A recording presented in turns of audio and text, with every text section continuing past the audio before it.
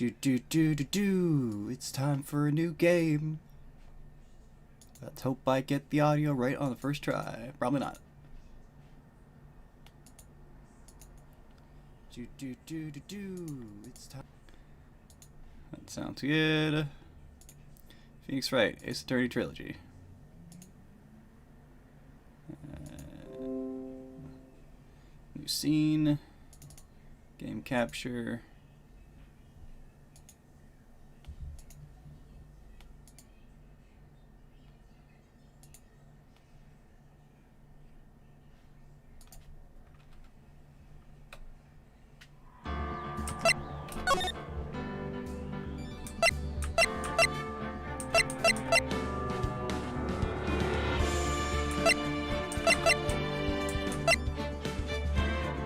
Other options. Resolution. Ah, there we go. Full screen. Yes.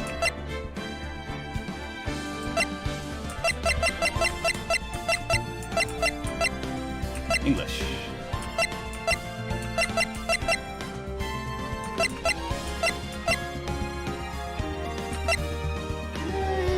High transparency. Okay, this is loud as fuck for me.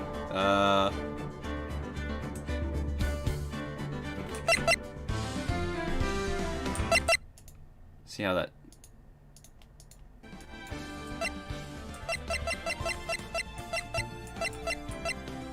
English.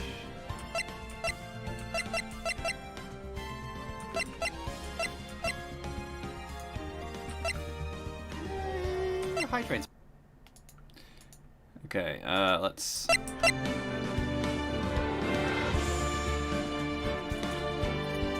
That there. Oh, OBS?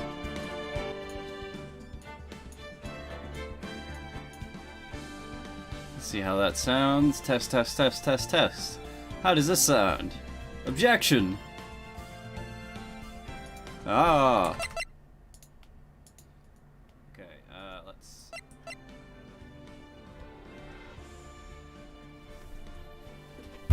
That there. I thought I'd been hiding. Oh, OBS?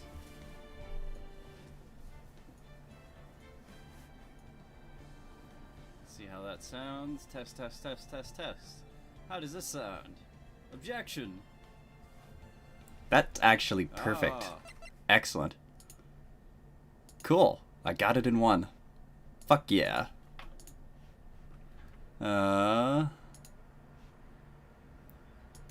Refresh this. Cut the link. Close.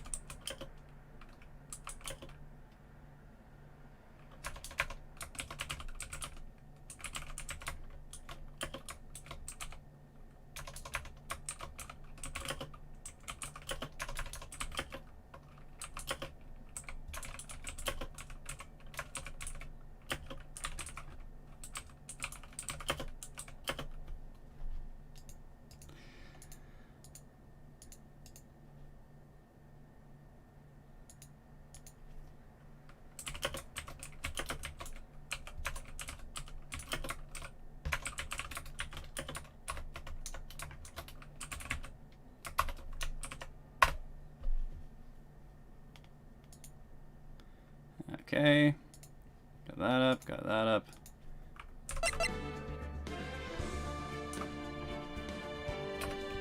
Backspace.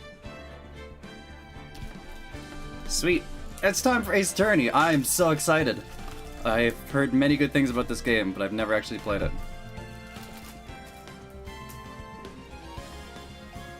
It's right up there with Danganronpa for me, where it's... I know this is very good. Just haven't gotten around to it. But now it's here. Ace Attorney time. Fuck yeah. We got Phoenix Wright, Ace Attorney. Ace Attorney, Phoenix Wright, Justice for All. He's attorney Phoenix Wright. Trials and Tribulations. Play the first one. Why not? Episode 1. The first turnabout. I wonder who the villain is. Who could the bad guy be? It's a fucking mystery. Ooh, this is nice and dramatic.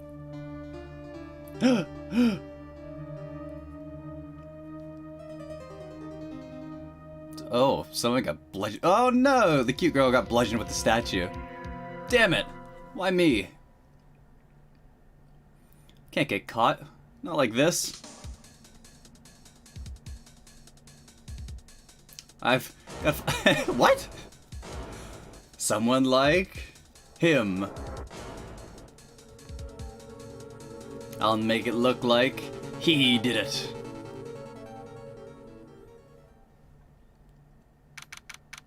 August 3rd, 9:47 a.m. District Court, Defendant Lobby Number 2. Boy, am I nervous. Right. Oh, hello. Are you... Hi. You have very pretty eyes. Oh, hi, Chief. Phew. I'm glad I made it on time. Well, I have to say, Phoenix, I'm impressed. Not everyone takes on a murder trial right off the bat like this. Man, I'm starting to regret my text box transparency choices. Tab, court record. Oh. I won't believe I was a defense attorney if I didn't carry this. My attorney badge. Cindy's autopsy report. Time of death, 7:31, 4 p.m. to 5 p.m. Cause of death, loss of blood due to blunt trauma. Mia Fey, age 27. Chief attorney at Fey & Co. My boss and a very good defense attorney. Larry Butts, the defendant in this case. A likable guy who has been my friend since grade school. This seems like a conflict of interest. Cindy Snow, 22, the victim of this case. A model. She lived in an apartment by herself. It takes on murder trial right off the bat like this. Says a lot about you, and your client as well. Thanks. Actually, it's because I owe him a favor. A favor? You mean you knew the defendant before this case? Yes. Actually, I kind of owe my current job to him. He's one of the reasons I became an attorney. Well, that's news to me. I want to help him out any way I can. I just really want to help him. I owe him that much. It's over. My life, everything, it's over. Is that your client screaming over there? Yeah, it's him. Death, despair, oh! I'm gonna do it, I'm gonna die. Sounds like he wants to die. Yeah, Nick. Hey there, Larry. Dude, I'm so guilty. Tell them I'm guilty. Give me the death sentence. I ain't afraid to die. What? What's wrong, Larry? Oh, it's all over. I'm finished. Finished. I can't live in a world without her. I can't. Who took her away from me, Nick? Who did this? Oh, Nick, you gotta tell me. Who took my baby away? Person responsible for your girlfriend's death? The newspapers say it was you. My name is Phoenix Wright. Why is my name Nick then? Here's the story. Our first case is a fairly simple one.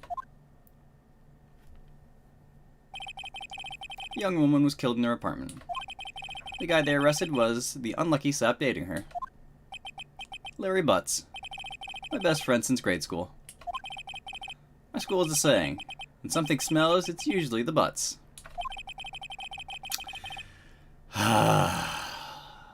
In the 23 years I've known him, it's usually been true. He has a knack for getting himself into trouble. One thing I can say, though, it's usually not his fault. He just has terrible luck. I know better than anyone. He's a good guy at heart. That, and I owe him one. Which is why I took the case, to clear his name. And that's just what I'm gonna do. Fuck yeah. Let's fucking go! I'm so excited. August 3rd, 10 a.m. District Court, courtroom number 2. Yeah, it's early stream. I made dinner early, yeah. Court is now in session for the trial of Mr. Larry Butts. Prosecution is ready, Your Honor. The, defense is ready, Your Honor. Ahem. Mr. Wright. This is your first trial, is it not? Yes, Your Honor. I'm, a little nervous. Your conduct during this trial will decide the fate of your client. Murder is a serious charge. For your client's sake, I hope you can control your nerves. Thank you, Your Honor. Mr. Wright, given the circumstances, I think we should have a test to ascertain your readiness.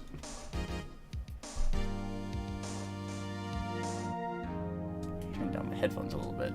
It's real fucking loud. Yes, Your Honor.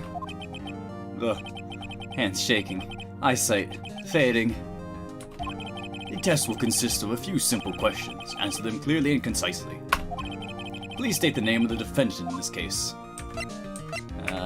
Larry Butts. The defendant? Well, that's Larry Butts, Your Honor. Correct. Just keep your wits about you and you'll do fine. Next question. This is a murder trial. Tell me what's the victim's name? Winston Payne, age 52. Prosecutor for this case. Lacks presence. Generally bad at getting his points across. Good, they start me out easy. Cindy Stone. She's got a cute haircut. Sad she's dead. Tutorial.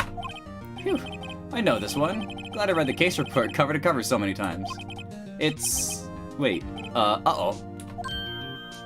No. No way, I forgot? Drawing a total blank here. Phoenix, are you absolutely sure you're up to this? You don't even know the victim's name?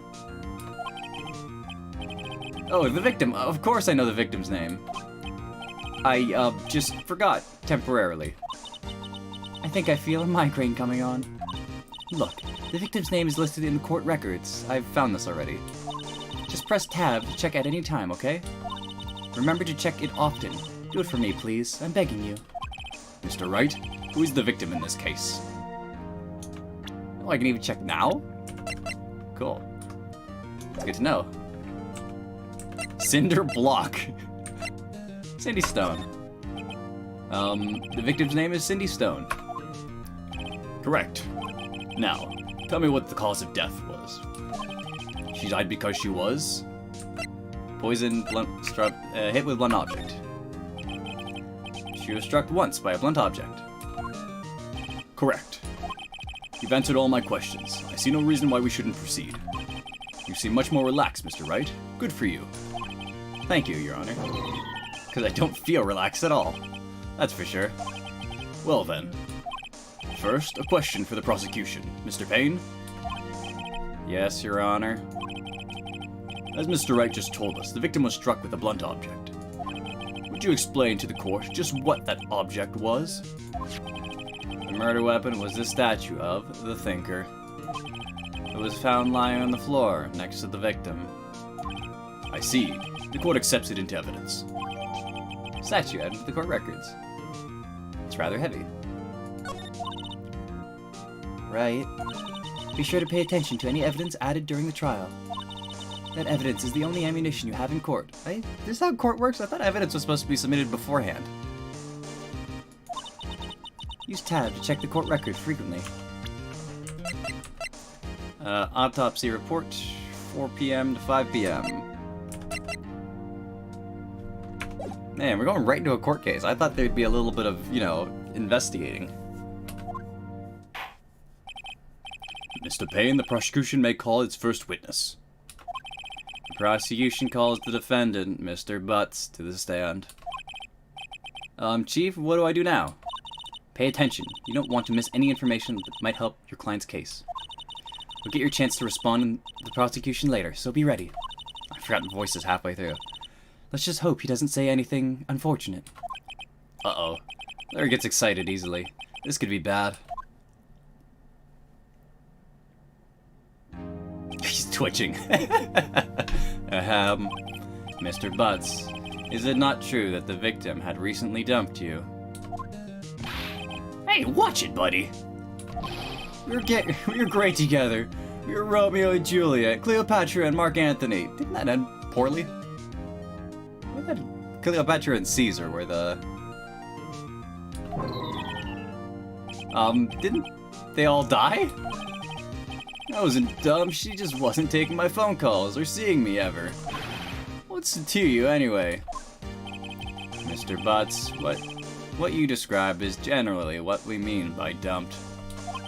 In fact, she had completely abandoned you and was seeing other men.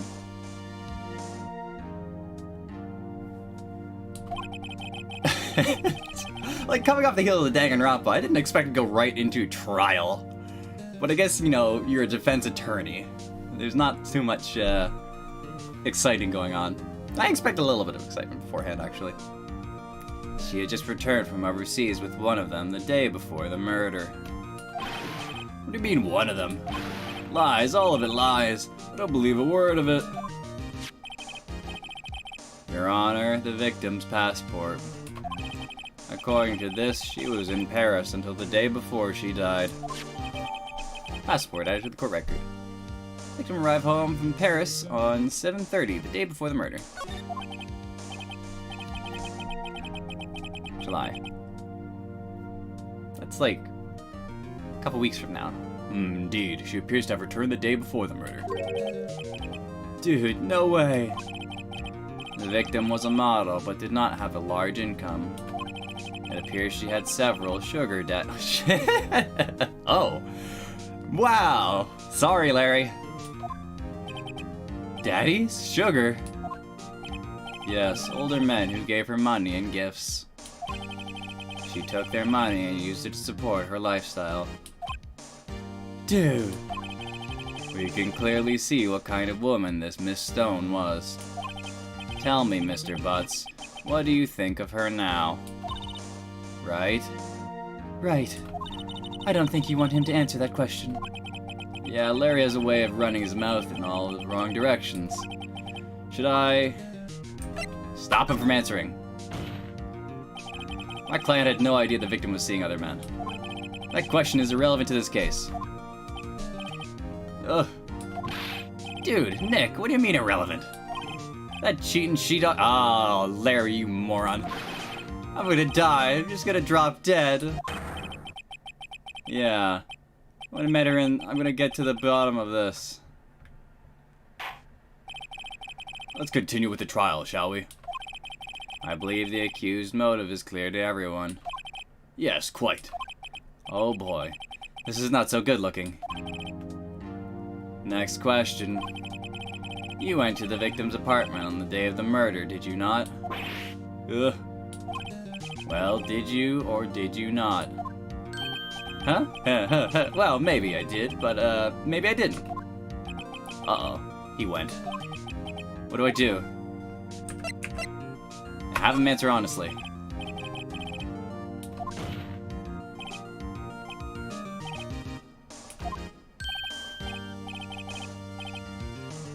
Yeah, I was there. I went. Order. Well, Mr. Butts. Dude, chill. She wasn't home, man, so, like, I didn't see her.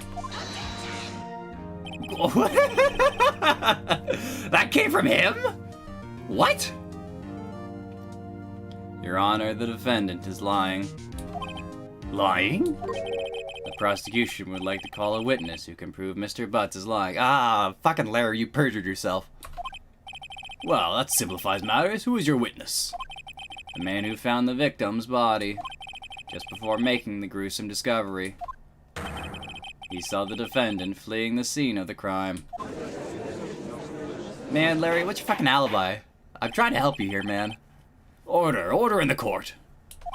Mr. Payne, the prosecution may call its witness. Yes, Your Honor. This is bad. On the day of the murder, my witness was selling newspapers at the victim's building. Please bring Mr. Frank Shawit to the stand. Frank saw. Mr. Frank saw it. Saw it. Mr. Frank saw it. So stupid. Is this the caliber that I'm to be expecting? Who the fuck? Mr. Solid, you sell newspaper subscriptions, is that correct? Oh yes, newspapers, yes. Mr. Solid, you may proceed with your testimony. Please tell the court what you saw on the day of the murder. Witness account. I was going door to door selling some subscriptions when I saw a man fleeing an apartment. I thought he must be in a hurry because he left the door half open behind him. Man, Larry, from behind you look like Kaito. Thinking it strange, I looked inside the apartment. And I saw her lying there, a woman, not moving, dead. He's slowly becoming Monokuma. I quailed in fright and found myself unable to go inside. I thought to call the police immediately. However, the phone in her apartment wasn't working. I went to a nearby park and found a public phone. I remember the time exactly. It was 1 p.m.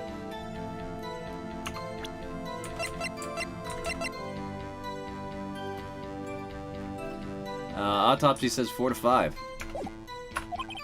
The man who ran was, without a doubt, the defendant sitting right over there. He's I know. Oh, man. Larry, why didn't you tell the truth? I can't defend you against a testimony like that. Incidentally, why wasn't the phone in the victim's apartment working? Your Honor, at the time of the murder, there was a blackout in the building. Aren't phones supposed to work during blackout? Yes, Your Honor. However, some cordless phones do not function normally. The phone that Mr. Saw used was one of those. Your Honor, I have a record of the blackout for your perusal. Blackout record added to the court record. Electricity at Miss Stone's building was out from noon to 6 p.m. the day of the crime. So, one, his fucking time of death does not match up with his testimony, like at all. The blackout record does, though. Now, Mr. Wright. Yes, yes, Your Honor. You may begin your cross-examination. Cross-examination, Your Honor? All right. This is it. The real deal. What exactly am I supposed... How did you get through... How did you pass the bar, Phoenix? Why, you exposed the lies in the testimonies the witness just gave. Lies? What? He was lying? Of course it... right. Tutorial level. I forgot that. Your client is innocent, right? Then that witness must have lied in his testimony. Or is your client really guilty? How do I prove he's not? You hold the key. It's in the evidence. Compare the witness's testimony to the evidence at hand.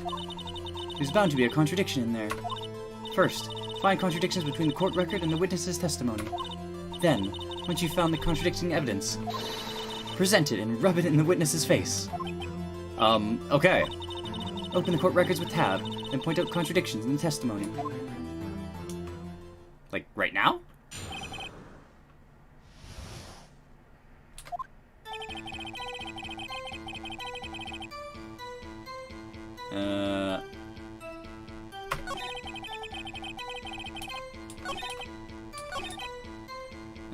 Moon dead, quilled in fright. Called the police immediately. Phone wasn't working. You were parked on a public phone.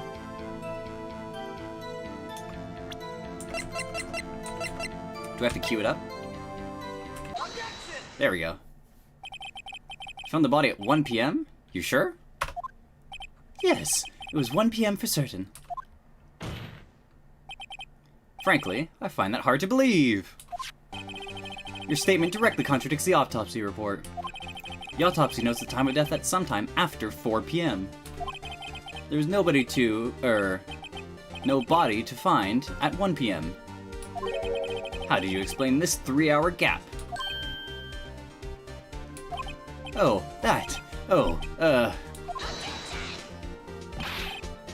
This is trivial. The witness merely forgot the time.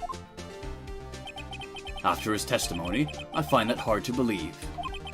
Mr. Solid, why were you so certain that you found the body at 1 p.m.? Gee, that's a really good question. Great job, Wright. Way to put him on the spot. That's all you have to do. Point out contradictions. I'm good at this. I got 3 whole games under my belt of doing just that. It's the entire gameplay. Lies always beget more lies. See through one, and their whole story falls apart. Wait, I remember now.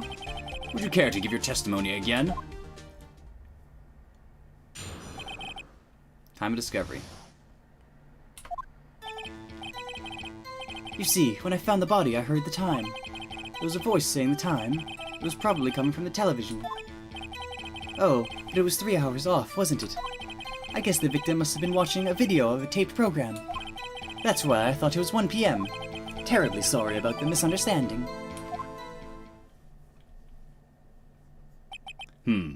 I see. You heard a voice saying the time on a taped program. Mr. Wright, you may cross-examine the witness. Right. You know what to do. I've got this one. Time of discovery.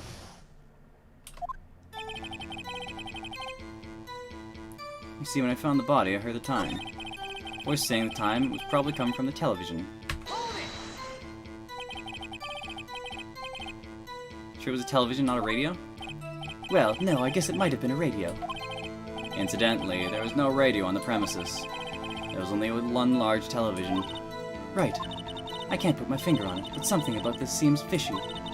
Something about hearing the television. Witnesses testified he heard the time. 3 hours off, wasn't it?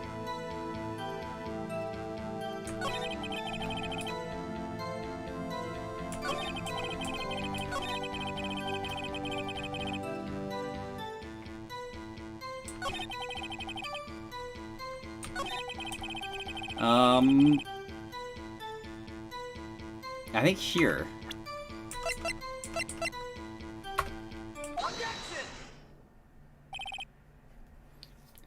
Does it just work anywhere in the testimony? Or do I have to highlight the specific phrase? Because there are multiple places this could work.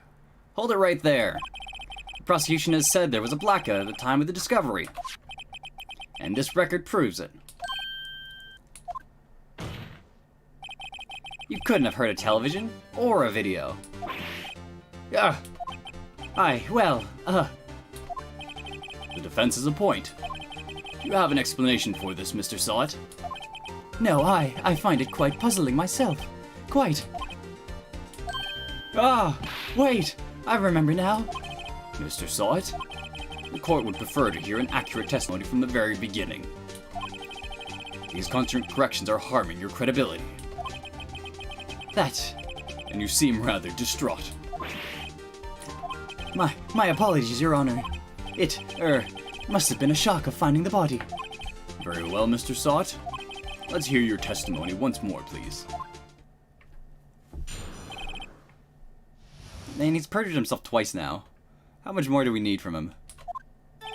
Actually, I didn't hear the time, I saw it. There was a table clock in the apartment, wasn't there? Yeah, the murder weapon. The killer used it to hit the victim. That must have been what I saw. You saw a clock. I guess that would explain it. The defense may cross-examine the witness. Gladly.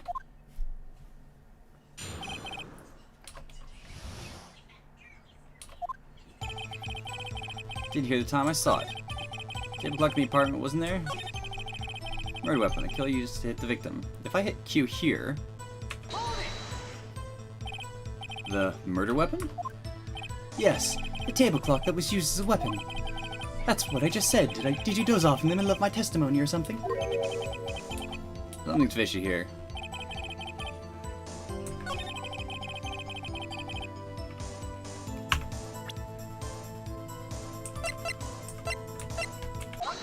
Objection!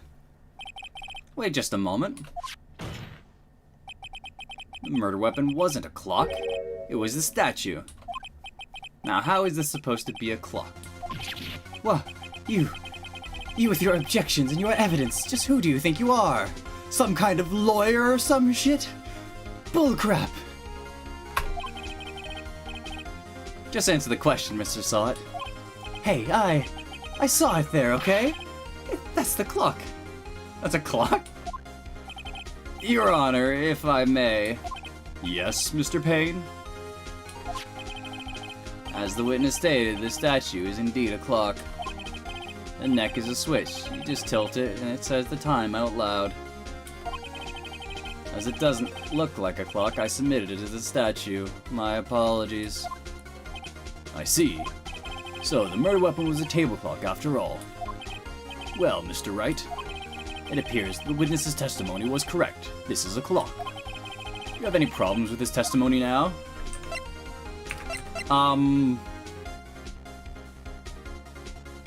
Yeah. Your Honor, there's a gaping hole in the witness's testimony.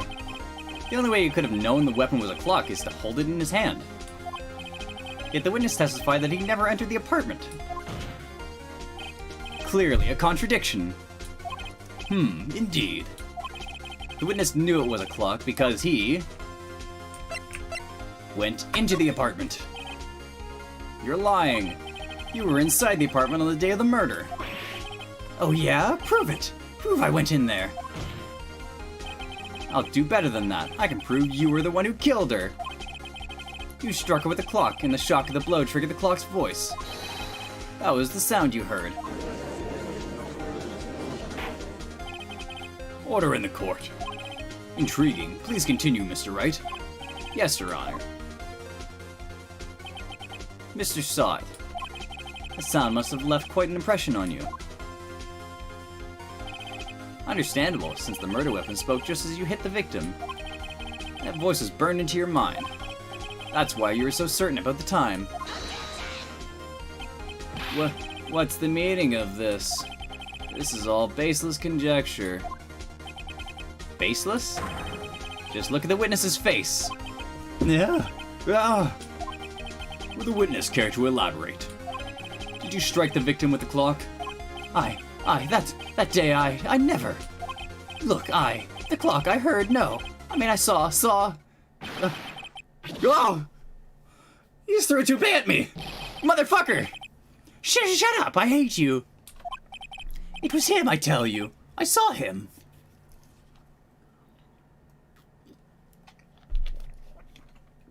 Good lord. He killed her and he should burn. Burn, give him death. Fucking hell. Losing his goddamn mind. Order in the court. Order, I say. Your Honor, a moment, please. There isn't a shred of evidence supporting the defense's claims. Mr. Wright, Your Honor, you claim the sound the witness heard came from the clock. You have any evidence? what case is riding on this? Better think it through carefully. Your Honor, the sound Mr. Sawyer heard was definitely this clock. The fact is clear if you simply...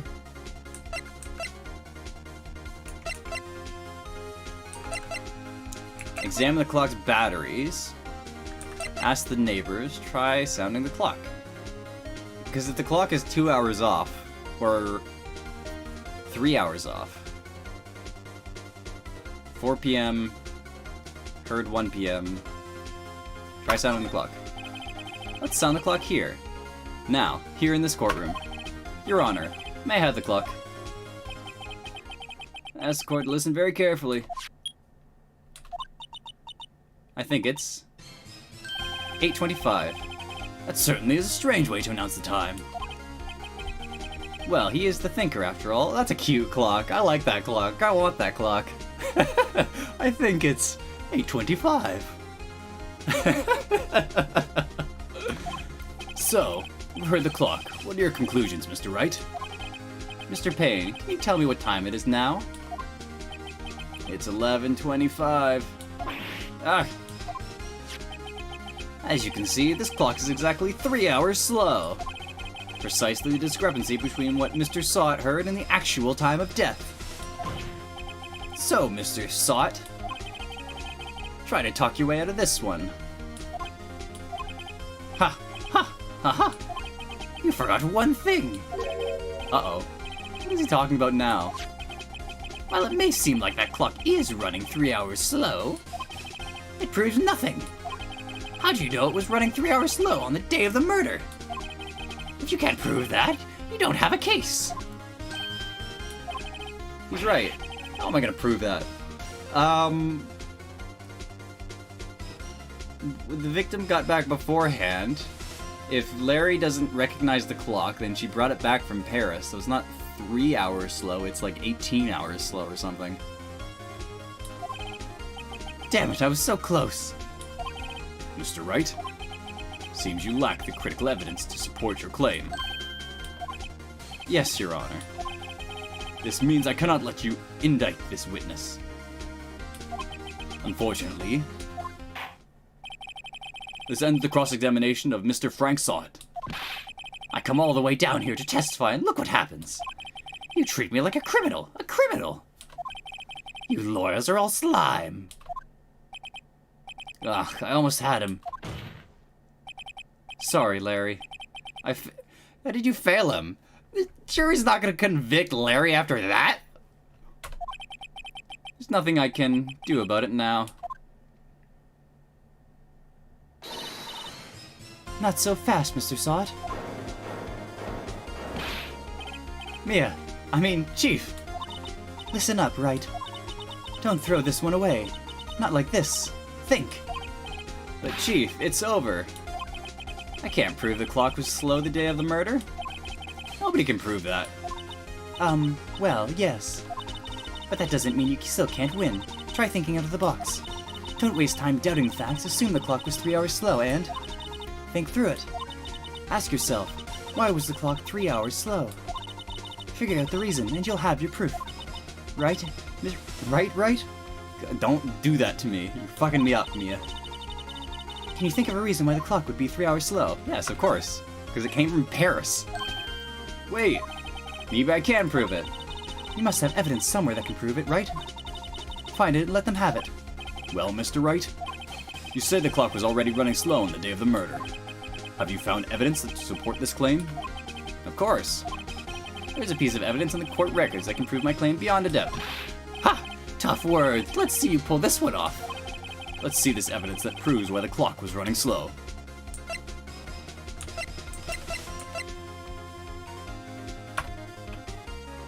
Aha!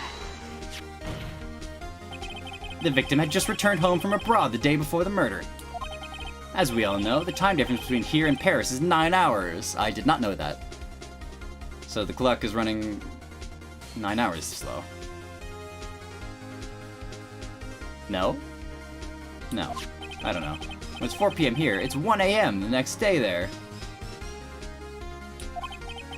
The clock wasn't 3 hours slow, it was 9 hours fast! The victim hadn't reset her clock since returning home. That's why the time you heard when you struck her dead in the apartment was wrong. I need to turn up the speed on this. Proof enough for you, Mr. Sott? Or should I say, Mr. Did It? Seriously? This is what I'm working with here. Really? I mean, I dig it, but... Really? Yeah. Oh, fuck. He dead! He's dead. He was poisoned. He's dead. Order, I say. Well, there goes Mr. Sott.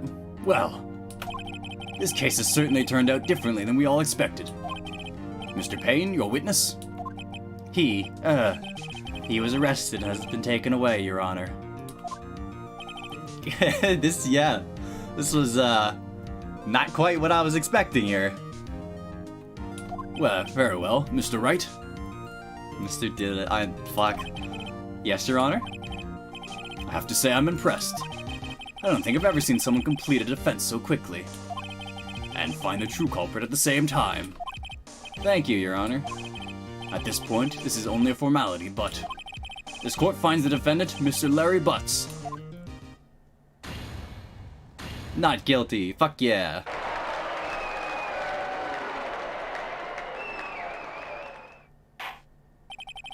And with that, this court is adjourned.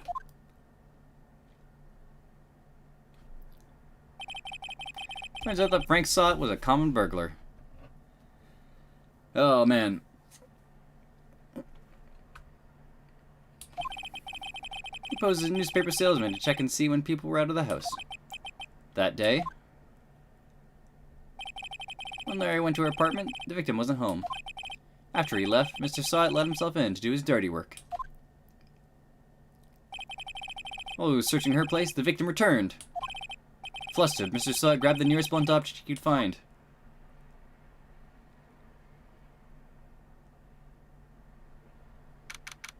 Ah, fuck. She was kind of cute, too. August 3rd, 2:32 p.m. District Court, Defendant Lobby Number 2. Phew. I still can't believe we won. Right. Good job in there. Congratulations. Thanks, Chief. I owe it all to you.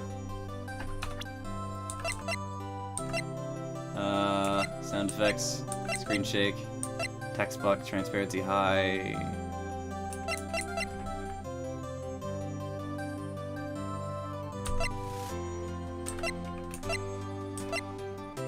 Backspace to skip the text. No, I don't need that. Not at all. Not at all. You fought your own battles in there. It's been a while since I've seen the trial end on such a satisfying note. Never seen the Chief looking this happy. She's this glad. Imagine how Larry must feel.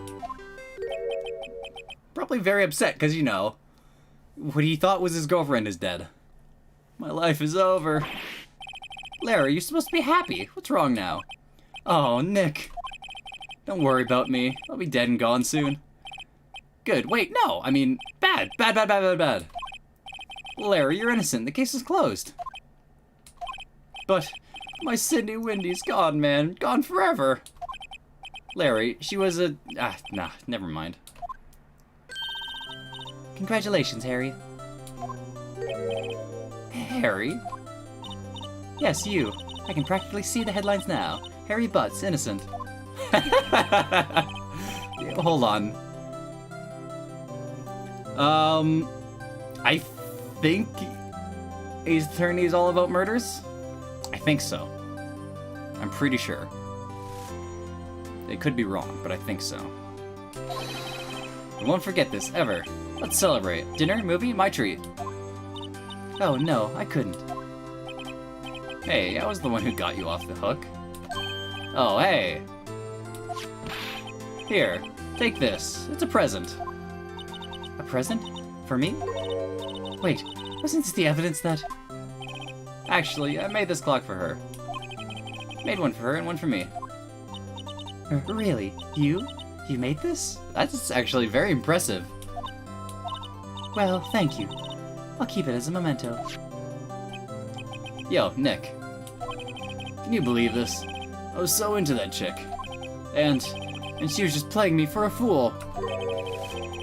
Don't that make you just want to cry? Larry. Are you so sure?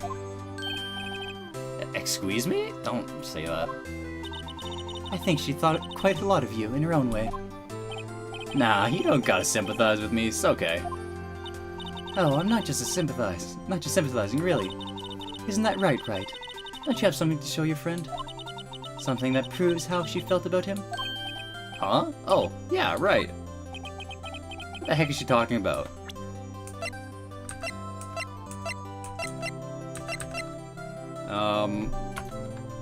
She didn't keep the statue.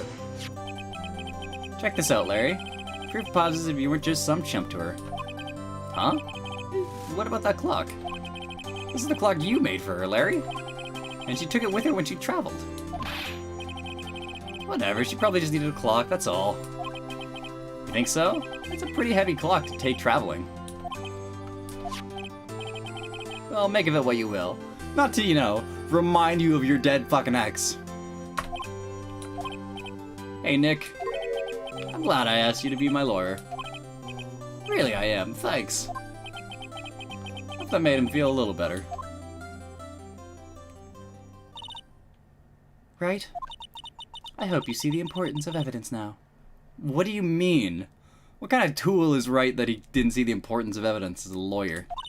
Also, hopefully you'll realize things change depending on how you look at them. People, too. We never really know if our clients are guilty or innocent. All we can do is believe in them. In order to believe in them, you have to believe in yourself. I don't think it's a matter of believing our clients are innocent or guilty. We're defense. We're supposed to be defending them. Right? Listen, learn, Grow strong. Never let go of what you believe in. Never. Well, I think our work here is done. Shall we be off? Yeah, I guess so. Say, how about dinner on me? We'll drink a toast to innocent butts. Stop saying his name. Yeah. Oh, speaking of Harry, you were saying part of why you became a lawyer was because of him. Yeah. Part, at least. You have to tell me more about it sometime. Maybe over drinks? This seems like, And so my first trial came to a close. Larry slapped me on the back and said, "Gee, Nick, it's good to have friends." But I'm pretty sure he's not going to pay us. Unless you count the clock he gave Mia. I didn't know it then. That clock was soon going to be the center of another incident. What? My promise to tell the chief about Mia and Larry would be one promise that I wouldn't be able to keep. The end. Well, that's Ace Attorney. Thanks for showing up. We're moving on to the sequel now. Brand new episode has been added. Saving. Yes, fuck yeah, I do want to save. Save. Back. Cellular. Ooh. Showing its age.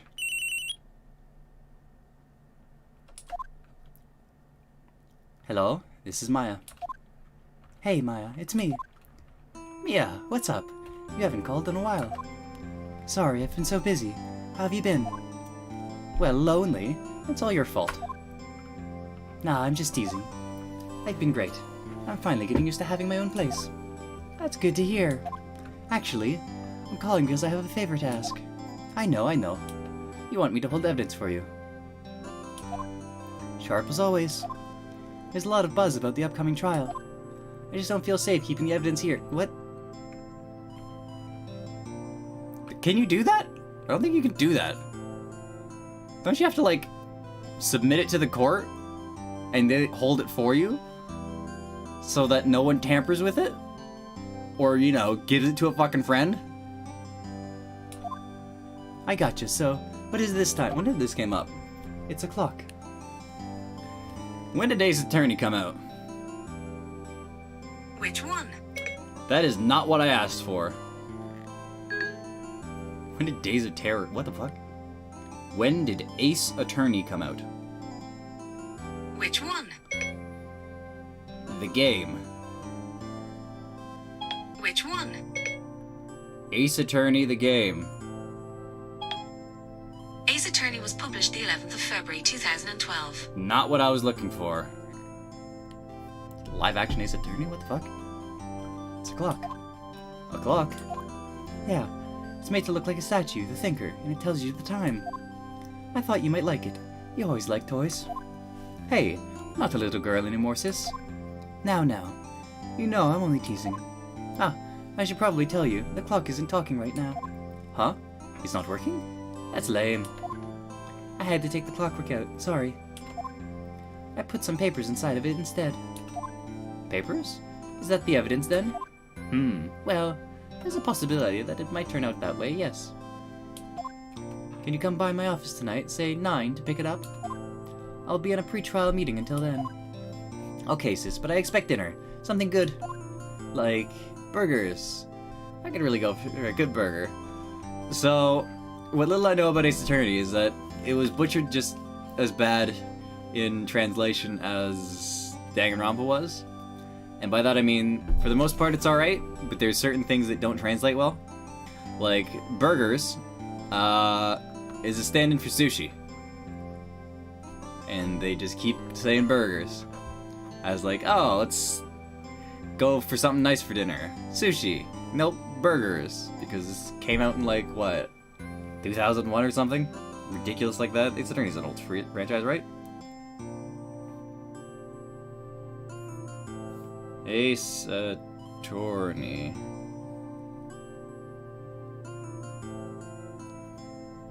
Yeah, October 12th, 2001. Okay. We'll hit the usual joint. Alright, it's a deal. Okay, sis. See you soon. Yep, I'll be waiting, Maya. Conversation recorded. September 5th, 9:27 a.m.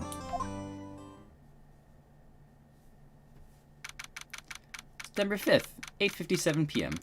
Faye & Co. Law Offices. Now, Miss Faye, I'll take what's mine. The papers. I'm sorry, but I can't give you what I don't have. Miss Faye, you are a poor liar. Why, I see it right over there. That must be the thinker that swallowed those papers. How could you know? Ho ho, you're not cogniferous of my background. Cogniferous? That's not a word. Gathering information is my business, you see. I should have been more careful. Ho ho. My dear Miss Faye, I am so very sorry, but I'm afraid I must ask you for one more thing. Your eternal silence. Farewell, Miss Faye.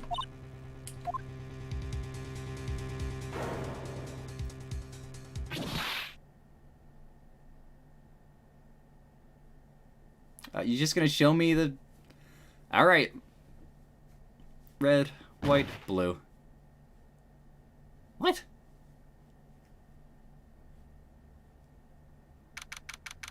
December 5th, 9:08 p.m. Faye & Co. Law Offices. Uh-oh, I'm late. Huh, that's strange. Guess the chief left without me. Said her sister was coming over, so we should all go out for dinner. What's that smell? Blood? Mia! Maybe she's in her office.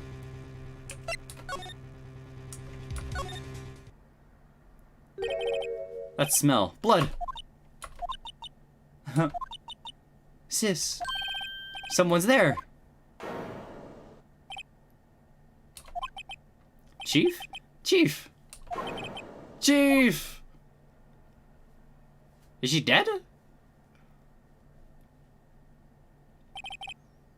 Who are you? Did I get punched? The strange girl dropped out cold. I left her lying on the office sofa. Went back to the chief where she lay under the window.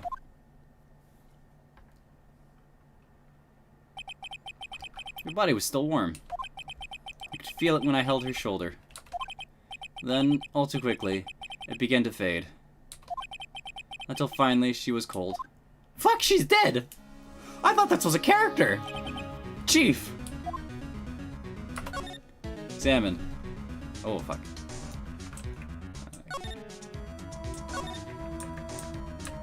Oh, there we go. Okay, so I've got this, and I got to go arrow keys for that. I have to use arrow keys for this. Damn. Chief. It's hard seeing her like this, but if there are any clues here... She was struck on the head with a blunt object. She probably died instantly. The thinker lying next to her must have been the murder weapon. It's actually 8 o'clock. Maybe Larry Butts. There's some glass shards near the chief's body. Must be pieces of the glass light lying broken in the back of the room. Nothing else that seems like a clue here. A piece of paper. Must have fallen from Mia's hands. What could it be?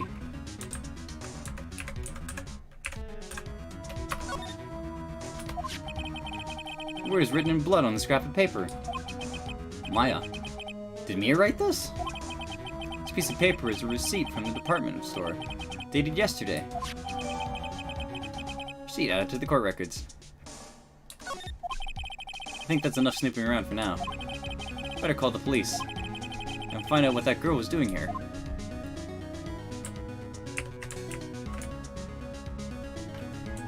Slide to the right.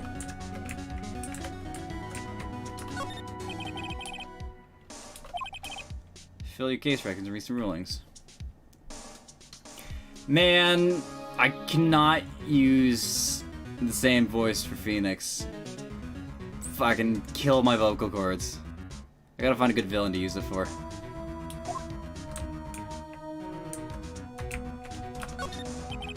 Faye & Co. Ledger book. Everything is written in the chief's ultra neat handwriting. Small office, but it makes a good bit of money. Right, I better call the police. Oh, right. That'd probably help. That's funny. A few of the screws in this receiver are missing. Looks like someone was halfway through taking it apart. Police! Please, come quick! What was that? Someone screamed from the outside the window. She's staring right at me. She's holding a phone in her hand.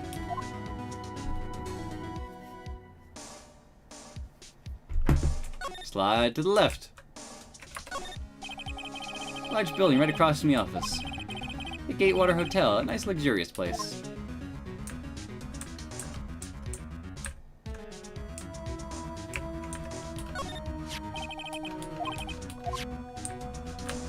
I have to re-examine everything.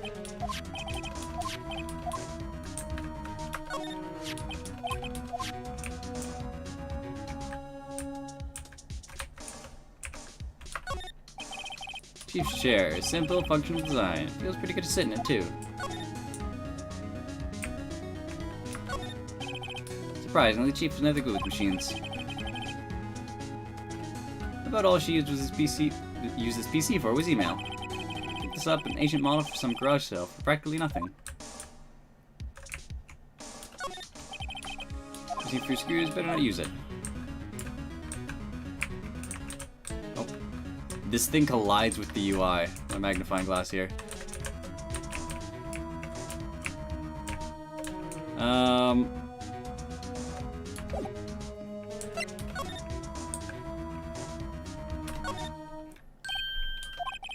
That girl just now. Where'd she go? Put her right there on the sofa. Uh-oh. Hope she didn't run on me. Yipes! Don't scare me like that. Excuse me, but who are you? It's okay. I work here. Maya. Maya Fey. Maya. Faye? Maya. So Mia was writing this girl's name. Maybe I should show her the receipt. Never thought there'd be a use for evidence like this outside the courtroom. Seems to be in shock. I don't want to disturb her, but I have to know. Excuse me. Can you tell me what happened? Yeah, fuck, she died. Sad. I came in. The room was dark. And sis. She was already dead. You're the chief, so you're the chief's... Sister. I'm her younger sister. And you were here visiting? This late at night? Yes. She said she wanted me to keep some evidence for her. Evidence? Yes, it was that clock. It was the thinker. Nope. Examine. Receptionist desk. They usually sit there. Phoenix, are you a goddamn receptionist? I can cram more legal books in here, even if you wanted to. You can gaze upon the shelves without feeling insignificant. That speaks more to you, Phoenix. The small writing desk is cluttered with office supplies. The door open to the chief's office. It's slightly open. Better not touch the doorknob. Large painting. I guess you'd call this modern art. I, on the other hand, call it a mistake. This sofa's reclines. It's leather. A real luxury model. Present.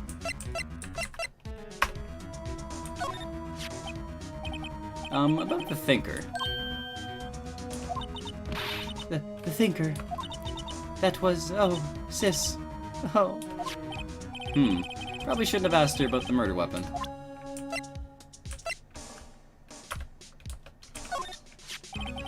Before Mia died, she wrote the message in her own blood. She wrote it on the back of this receipt. That's my name. Why? Why would she write my name? Please just calm down. Why would sis write my name? Uh-oh. No, I've done it. Wee-oo. The police! Sounds like they're coming this way. Freeze, police! Alright, Detective. Detective Dick Gumshoe, you see? Detective Dick Gumshoe. Wow. Get it all in there, right? Gumshoe. What an odd name. We received a report from the building across the way, see? By the person saying there was a murder. Must have been that woman I saw.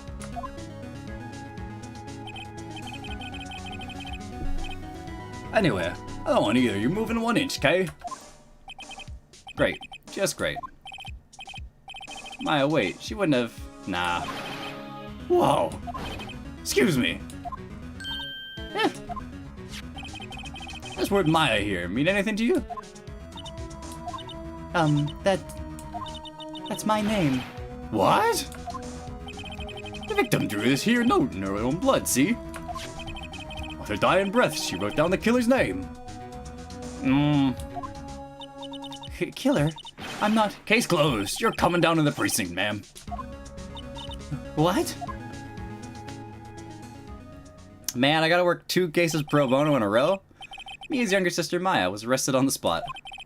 I was taken in for questioning and didn't get out until the next morning. My eyes were heavy, but I couldn't sleep. I sat around waiting for visiting hours to begin at the detention center. I had to talk to Maya as soon as possible. September 6, 9:07 a.m. Detention center, visitor's room. Wow, they have poor Maya locked up like a criminal. I mean, it kinda happens when you're suspect of murder. Oh.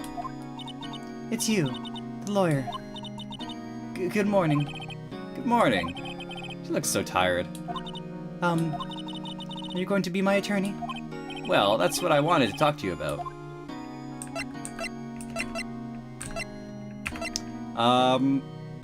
It's up to you, really. Better give it to her straight. It's up to you. Up to me? Yes. I don't think this is something I should decide. After all, you're the one in trouble here. They're never going to believe me, are they? Even you, when you found me at the office. Even you looked like I had done it. You look at her that way? No, I never thought that. It's okay. I understand. And I've also heard about you. Heard? Heard what about me? I was talking to my sister on the phone the other day.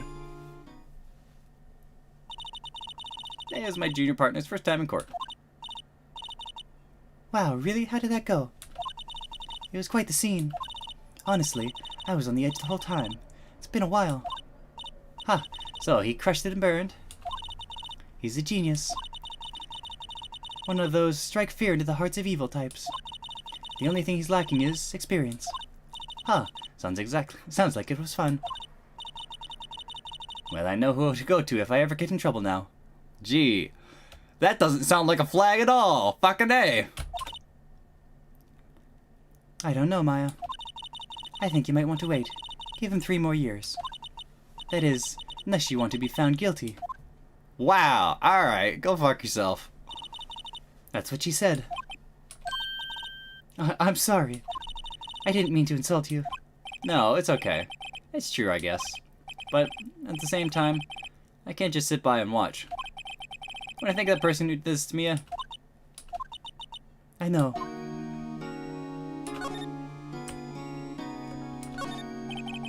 this guard monitors the visitor's room. He hasn't moved an inch. A real pro, this guy.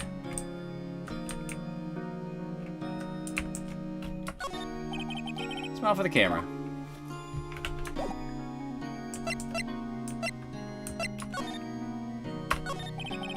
Something I've been waiting to ask you. Yes? What's with that outfit? Oh, this? This is what all acolytes wear. This is my uniform, you could say. Acolytes? Like people in religious training? What is it you do? Oh, it's nothing strange, really. I'm a spirit medium. In training. Fuck. We got a quack here. A spirit medium? Pretty sure that qualifies as strange. Could you tell me about the day of the murder? Yes. Let's see. That morning, I got a call from my sister. She wanted me to hold on to a piece of evidence for an upcoming trial. Evidence. Yes, That clock shaped like the thinker. When Larry made. Maybe that'd have been evidence in a case. Right. She said something about that. I remember. Do you want to hear it? Do you want to hear it in your own voice? Hear her own voice? Yes. I'm pretty sure our conversation is on my cell phone.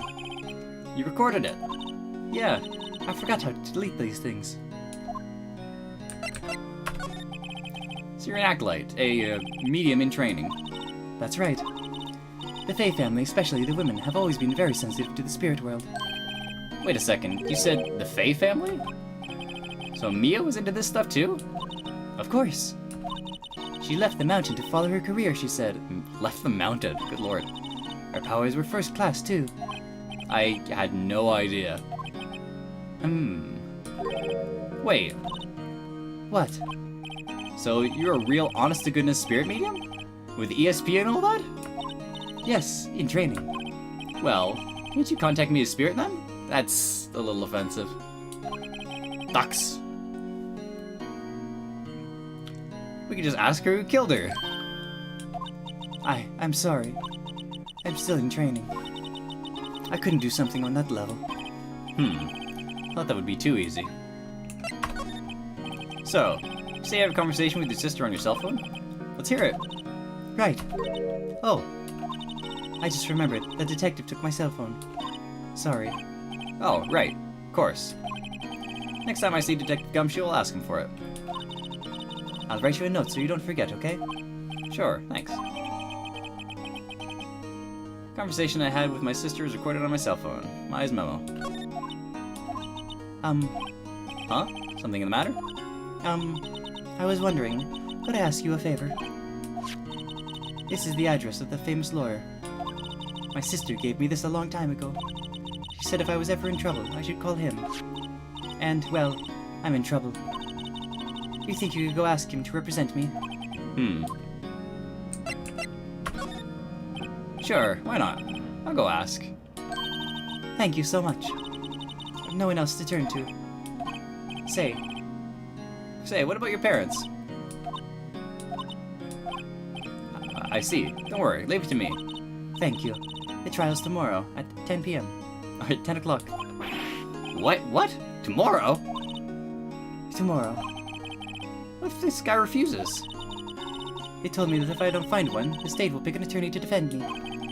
When will that happen? They're giving it until 4 p.m. this afternoon. And visiting hours are almost up. I better hurry. Right, I'll be back.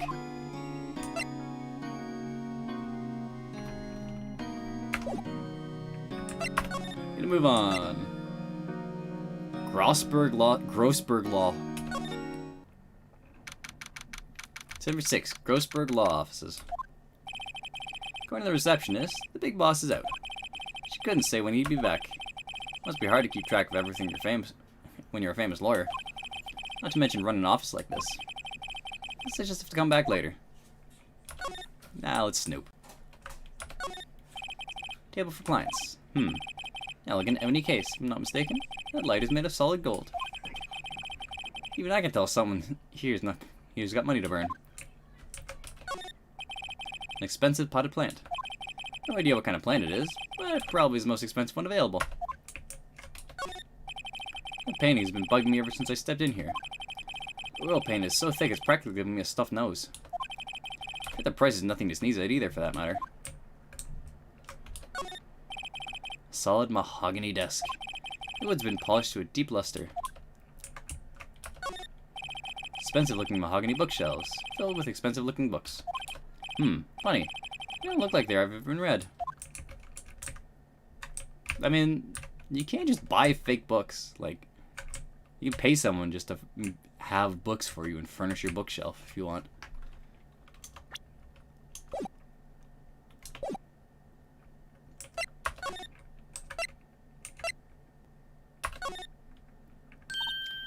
Hey. What is it? Did you meet the lawyer? Yeah, of course he is. Sorry. I haven't seen him yet. I see.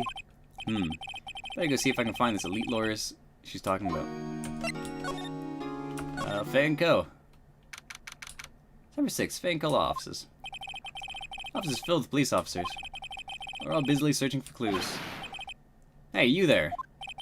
This is a crime scene, pal. No trespassing. Sorry. Don't I know you from somewhere? Wait, you're that Butts guy, aren't you? No. Phoenix Wright. You didn't mistake me for Larry. Ah, I guess I got the wrong name, Mr. Wright. Sorry about that one. That Butts guy, he was a killer. And you're no killer, right? He was proven innocent. Right. And you were... Detective Suede Shoes? Detective Gumtree? Detective Gumshoe. Gumshoe, wasn't it? Dick Gumshoe? Right, at your service. Hang on, that's Detective Gumshoe to you, pal. Anyway, get the name right. And don't go calling me Dick. Hey, Dick, get over here. Yeah, yes, sir. Be right there. You're a lawyer, right, pal? You got business here, you'd better do it quick. Phew, thinks I'm my lawyer. Doc. Mia. About Miss Fay. Did you do an autopsy? Want to know the results, eh? Don't you look at me like that, pal. It's no use. She might have been your boss, but that doesn't mean you get any special treatment. Alright. You can see the report, but that's all. Mia's autopsy report. Time of death, September 5th, 9 p.m. Single blunt force trauma. Death was instantaneous. Maya. About Maya. Yeah, I'm looking forward to the trial. Sorry, pal, but this is one trial you aren't going to win. Why do you say that? The city's put Prosecutor Edgeworth on the prosecution. Edgeworth? I'm sure you know what that means. You being a lawyer and all. Prosecutor Edgeworth? That's right, pal. Miles Edgeworth himself. Wait, you know him, don't you? Of course not. Never heard of him. Whoa, you call yourself a lawyer, pal? Well, 4 years ago, this Edgeworth guy became prosecutor at the age of 20. Everyone says he's a genius. Surprised you don't know him. Of course I know him, I'm just playing dumb. He's a cold, heartless machine who'll do anything to get a guilty verdict. The rumors of back alley deals and forged evidence. All I know for sure is that Edgeworth hates crime with an almost abnormal passion. Never imagined I'd be facing him so soon.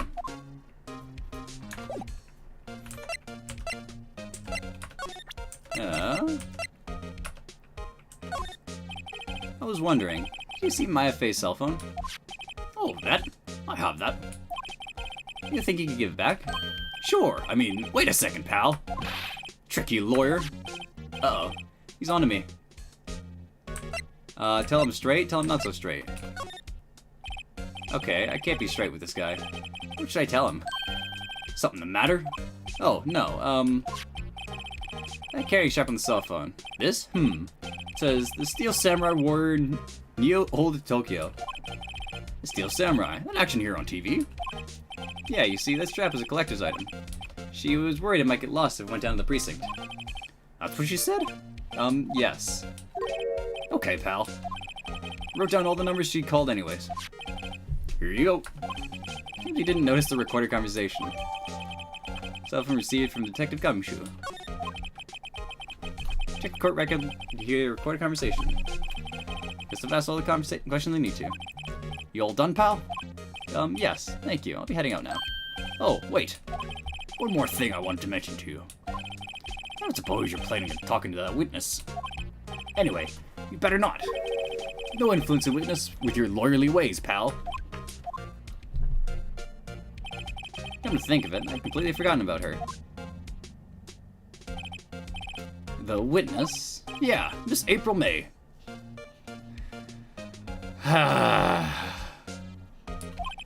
Sorry about this. I can't tell you anything about her.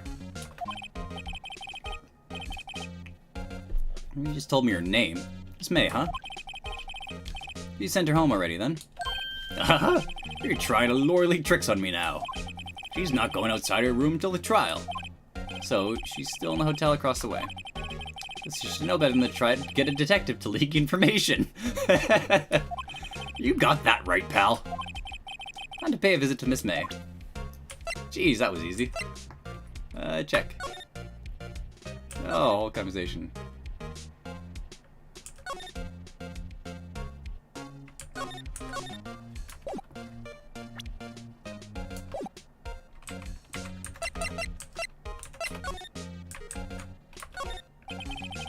Old movie poster. Apparently, this was the first movie that made Mia cry when she saw it.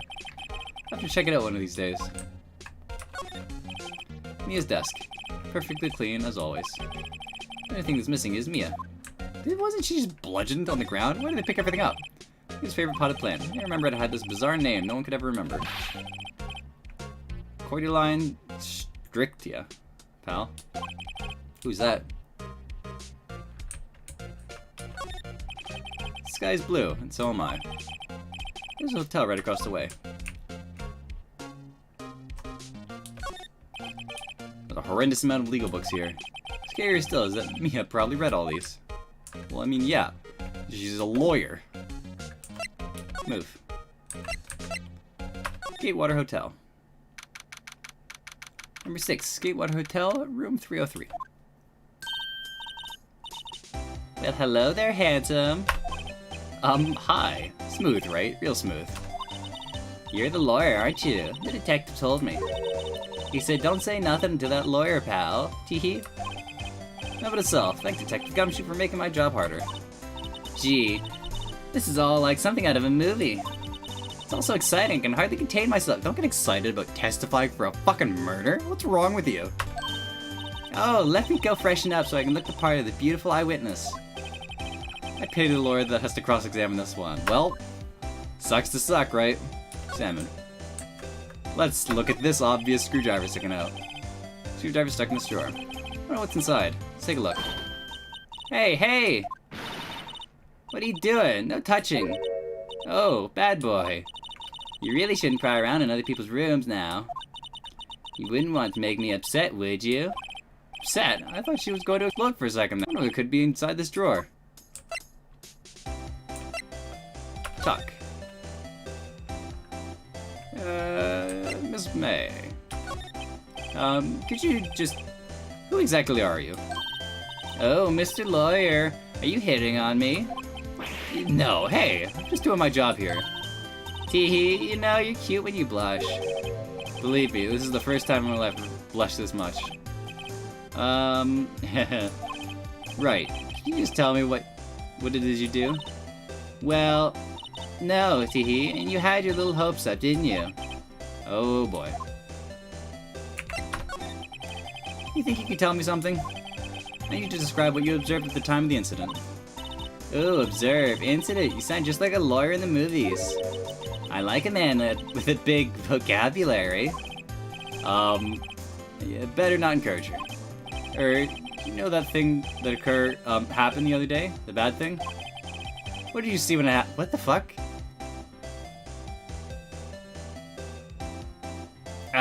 This is 2001. If it's got tits, it's a lady. I don't suppose you could tell me about it, pretty please? Let me see. Well, dream on. If you want to know, you'll have to just come to the court tomorrow, Mr. Lawyer. Oh boy. There are two glasses on the table. Someone staying here with you? Oh, what an amazing powers of observation. You must be one of those famous detectives, like on television. Oh no, not me. I'm, just a lawyer. Say, Mr. Big Detective, why don't you go looking for clues in the garbage, Miss May doesn't like nosy little lawyers, Oh boy.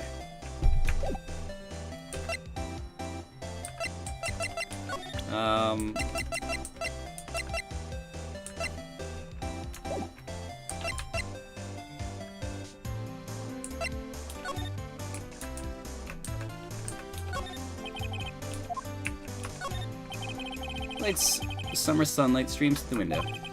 There's a fading color law offices in the building, of course. You can see the inside of the room pretty clearly from here. It could be a little difficult to recognize a face from this distance, though. A bottle and 2 glasses are on the table. Somebody must be staying with her. Ah, I still seen painting. Wait, Should that be still life? Whatever. One of those is hanging on the wall. Wonder what's inside. Maybe later. There's not a later. Throughout tomorrow. Move. Dr. Grossberg. Seems like Mr. Grossberg is out. Well, maybe I should just wait here for him to come back. Ahem! That wasn't the most over-the-top clearing of the throat I've ever heard. Aha, so... So, you're the one that's been looking for me. Yes, that's me. It looks even grander than I imagined. That badge on your collar. Ah, so you're a lawyer, are you now? Yes, well, yes. What do you want? Not particularly busy these days. Please proceed. Not busy? How come no one could get in touch with you? Something the matter? You came to see the one and only Marvin Grossberg, did you not? I think it's the wife, yeah, or the sister or something. I think in the, like, actual murder scene we witnessed, it was a guy that had pink hair, no? Well, here I am, boy. What do you want? Out with it. Well, sir, actually, it's about Maya. Maya Fey.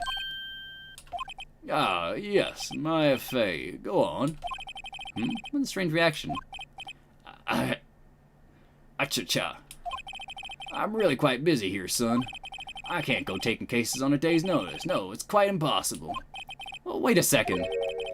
How did you know the trial was tomorrow? Ahem. Anyway, I'm afraid it's entirely impossible for me to represent her. Sorry, end of discussion. What's going on? He refused me even before I got a chance to ask him. What do I tell Maya? How can you just refuse like that? Please, tell me why you won't take the case. Ahem. Well, you see, it's just, I'm busy, you see. Well, the client is Maya Fey's sister. Ahem. Maya trusted you. She knew her sister would be in good hands. Or Mia trusted you. God, why do they have to be like one syllable off? Yes, of course I know that. However, I'm sorry, but I must refuse. Sorry, goodbye. Creep. Fine. I don't have time to argue with you anyways. I'll go look elsewhere. I think not. Huh? Did you say something? I think not, I said. What do you mean? I'm terribly, terribly sorry. But I'm afraid no lawyer worth their soul will take on this particular case. Terribly sorry, my boy. Why? I cannot say. I beg your pardon, but could you leave now? I've nothing more to discuss with you. What's going on here? How'd you know Mia Fey? She worked here a long time ago. Quite the apprentice, that one. Learned my techniques in the blink of an eye. She left one day, quite suddenly. She had a mission, you see. A mission? You could see it in her eyes. She followed it with a burning passion, never looking back, that one. That's quite the painting. Aha, you noticed. That's my pride and joy. Impressive, isn't it? Well, isn't it? Color of the sky, the hue of the sea, and weave of the straw hat. It's worth at least 3 million. I have no intention of parting with it, of course. No, I won't sell it, not even to you. Wasn't interested. It's not for sale. Not buying. Jeez. Alright, Mr. Grossberg, go fuck yourself. How about that? Number 6, 3:42 p.m. Detention Center. Visitor's room. Oh, yeah. Oh, you're back. Did you find the lawyer? Well, what do I tell her? Well, see? Well, see, just be honest. I really don't think you should use that guy. He didn't seem healthy. It's all skin and bones. What really happened? You don't mean he refused to help? I see. I've been abandoned then.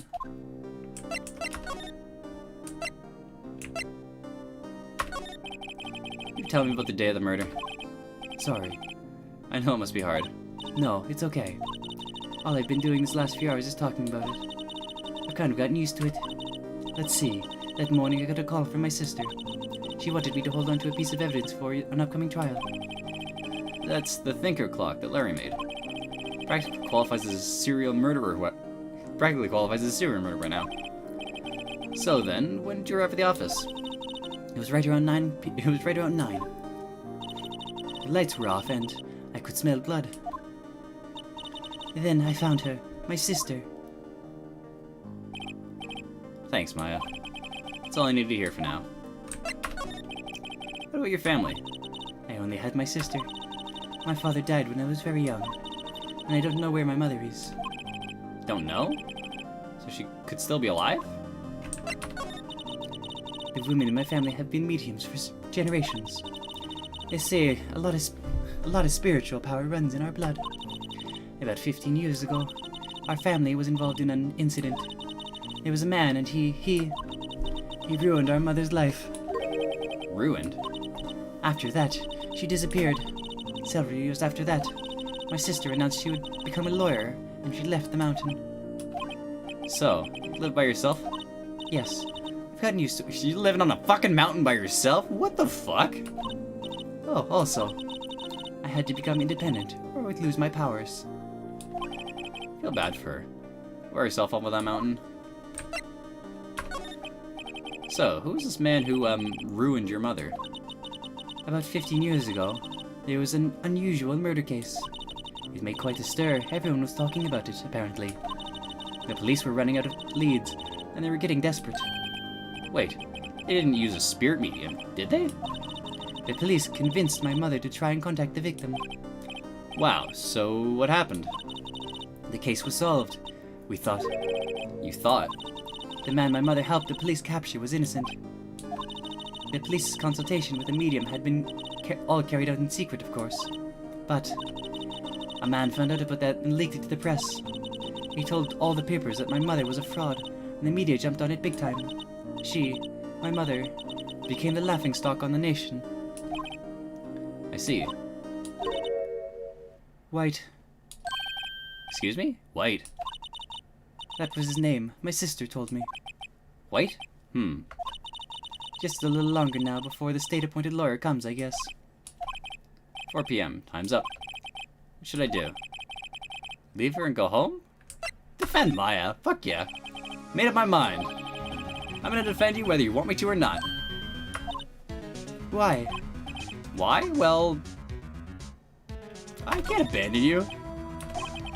No one is as sad as the person without any friends. I know. I've been there a long time ago. Why did I become a lawyer in the first place? Because someone had to look out for the people who have no one else on their side.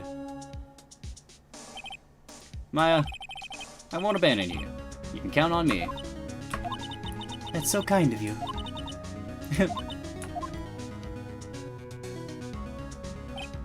Well, let's fight this one and get you out of here.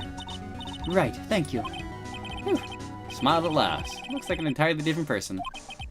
One last question. You are innocent, right? Yes. And I trust you. So you trust me too, okay? It's a deal. So, what next? Something that's been bugging me. What's inside the strange woman's drawer? When I tried to look in the drawer, she got all defensive. Has to be something in there. Let's go bust into a room. Move. Gatewater Hotel. Good afternoon, sir. Excuse me, are you? Ah, I beg your pardon, sir. I'm the bellboy at this establishment at your service, sir. Oh, right. I've just come up to deliver room service, sir. You know where Miss May might be? Ah, I believe our guest, Miss May, is currently using the, facilities. If you've no need of anything, I'll be taking my leave. Please, stay as long as you like. Yeah. Wait, no, hey! Why does it seem like every time I come here, I end up embarrassing myself? Wait, now's my chance to snoop around a bit. Ah, I almost forgot. Ah, you came back so quickly. Might I ask you to inform Miss May that there is a message for her? Please tell her that Mr. White of Blue Corp phoned. Oh, right, sure. Mr. White, Blue Corp? Never heard that name. Ah, yes, let's flash back to 5 minutes ago. Oh, Shrine Maiden. Gotcha. You're right. You know, I just said previously that this game butchered the localization. You know? Yeah. Looking at her again, she's just a Shrine Maiden. White was the name of the guy who ruined me and Maya's mother. Could it be a coincidence? There's a screwdriver sticking out of that half-open drawer. Now's my chance to see what's inside. What do we have here? A wiretap? Would a woman like her be doing a thing like this? Wiretap. There's definitely something suspicious about this Miss May. Why would she have something like this in her hotel room? There's a story behind all this, I know it. Alright. I'll be using this bit of evidence in tomorrow's trial for sure. For Maya's sake. I'll get to this woman's bottom. Wait. I mean, you know what I mean. Oh, bellboy, still there. Uh-oh, time to scram. Looking forward to tangoing with you tomorrow. Or tangoing. Tangoing. In court. To be continued.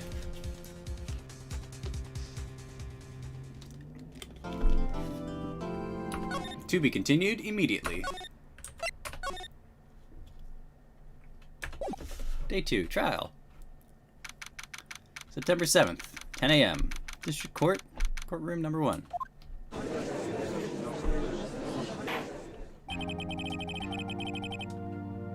Court is now in session for the trial of Miss Maya Fey. The prosecution is ready, Your Honor. Defense is ready, Your Honor. Miles Edgeworth. Better not show any signs of weakness today, or else be on me in an instant. Mr. Edgeworth, please give the court your opening statement. Thank you, Your Honor. The defendant, Miss Maya Fey, was at the scene of the crime. The prosecution has evidence she committed this murder. And we have a witness who saw her do it. The prosecution sees no reason to doubt the facts of this case, Your Honor. I see. Thank you, Mr. Edgeworth. Let's begin then. If we may call our first witness, Your Honor. The prosecution calls Chief Officer to the scene, Detective Gumshoe.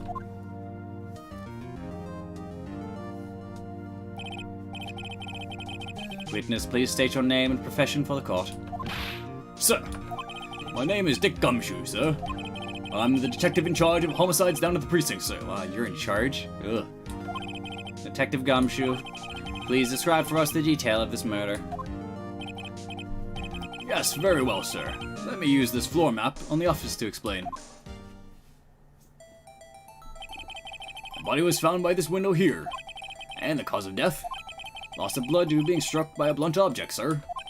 The murder weapon was a statue of the thinker found next to the body, sir. It was heavy enough to be a deadly weapon, even in a girl's hand, sir. Court accepts the statue as evidence. Still calling it a statue. Floor plan added to the courtroom. Now, detective. Yes, sir. You immediately arrested Miss Maya Fey, who was found at the scene, correct? Can you tell me why? Yes, sir. I had hard evidence she did it, sir. Detective Gumshoe, please testify to the court about this hard evidence. Maya Fey's arrest. As soon as the phone call came in, I rushed to the scene. There were 2 people there already. The defendant, Miss Maya Fey, and the lawyer, Mr. Phoenix Wright. I immediately arrested Miss Maya Fey. Why, we had a witness describing her.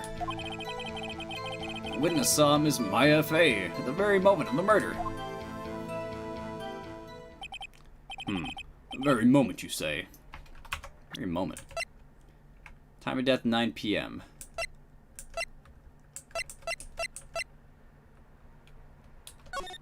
Oh.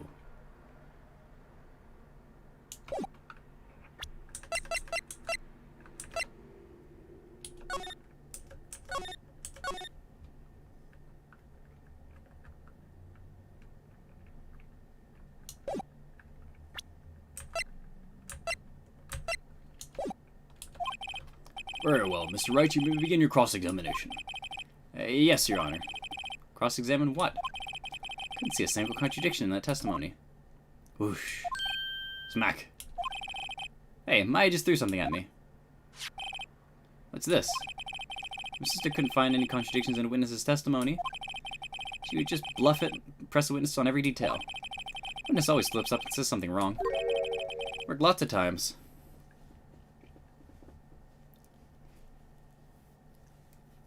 No, fuck no. Are you kidding me? Should have expected Maya would know some of her sister's tricks. Alright, let's give this a try. Something the matter? No, Your Honor. I'd like to begin my cross-examination.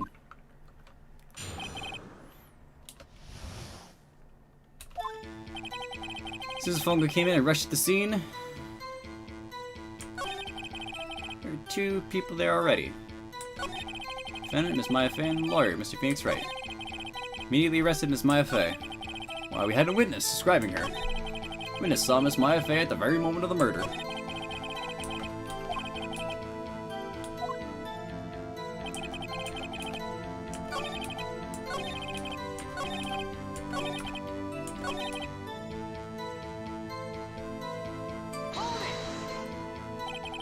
Hold on just 1 second. Yeah? If I heard that correctly, you said you'd arrested her because you had hard evidence she did it, correct? Huh? Did I say that? Me? I heard you say it. You did say it. You said it. Exactly what about this suspicious woman's pink claim was hard evidence? What? Miss May isn't suspicious, and she sure isn't pink, pal. Well, I guess she is pink. That's enough, Detective Gumshoe. You have any more solid proof other than her claims, Detective? Guess pressing can have its advantages. Yes. Sorry, I got the order of things mixed up in my testimony, Your Honor, sir. There was something I should have told you first, Your Honor. Very well, Detective. To your testimony again.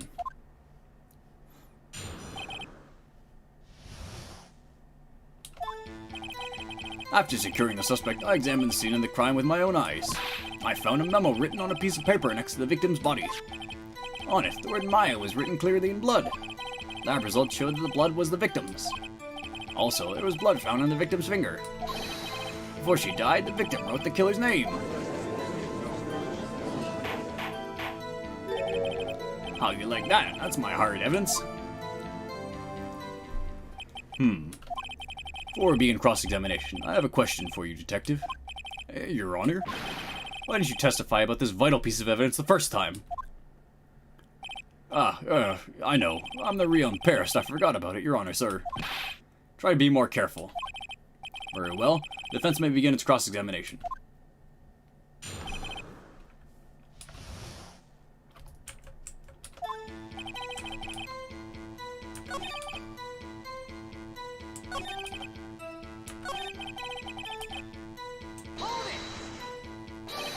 Just because you found it next to the body doesn't mean the victim wrote it. Ho ho ho! And who did write it, Smarty Pants? Who? I did. Miss May. The killer did it. The killer? Anyone can see that. Oh, you're saying the killer wrote her own name? Buddy, please. She was framed. Hold on. If that's the case, where's your evidence? Ugh. Ha, I guess that was a bit of a tall order for you, wasn't it? They are terrible. Those without evidence shouldn't open their mouths, Mr. Wright. Yeah, pal. Ugh. Well, Detective, tell us what was written on that memo you found. On it, the word Maya was written clearly in blood.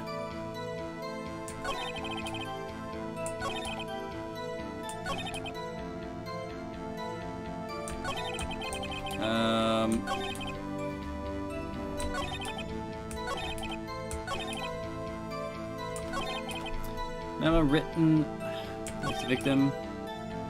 Maya was written clearly in blood. Sure, the blood was the victim's? Blood found on the victim's finger.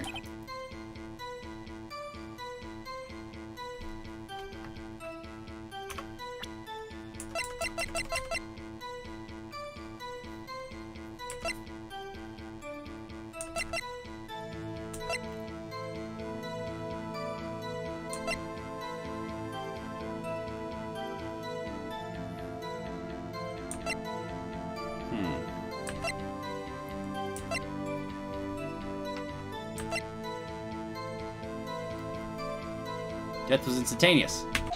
Objection! Detective Gumshoe. There's one thing I want you to clarify for me here. You say the victim, Mia Fey, wrote this note. That she was accusing the defendant, Maya Fey. That's really what you're saying? What? This isn't one of those lawyer tricks now, is it? Of course she wrote it. Who else could have?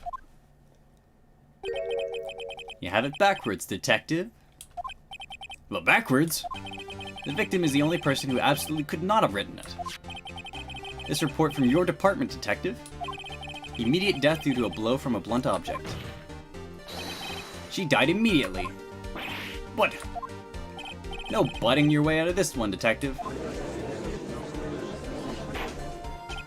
Order, order. The defense has a point. Someone who died immediately wouldn't have had time to write anything down.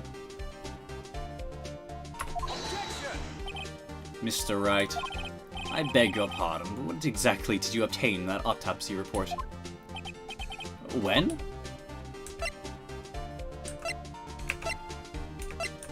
The day after the murder. It was the day after the murder. The prosecution points being... That autopsy report is outdated, Your Honor. What? A second autopsy report was performed yesterday at my request. Death was almost immediate due to a blow from a blunt object. But there is a possibility the victim lived for several minutes after the blow. I received these results this morning. No way. Your Honor, it's quite easy to imagine the victim did have time to write Maya. That is all. I see. Damn you, Edgeworth. Should have known you'd have something like this up your sleeve. Don't you have to divulge this kind of stuff beforehand? You can't just surprise me with evidence. Why, Mr. Wright, you look so shocked.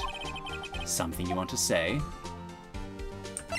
I'm a sham. The detective's a sham. You're a sham, Edgeworth. Edgeworth, I've heard there's nothing you won't do to get your verdict. What reason could you possibly have to request a second autopsy report? Mr. Wright, the defense will refrain from personal attacks on the prosecution. No matter, Your Honor. Mr. Wright, say what you will, the evidence in this report is undeniable. Your Honor, I submit this report to the court. Understood.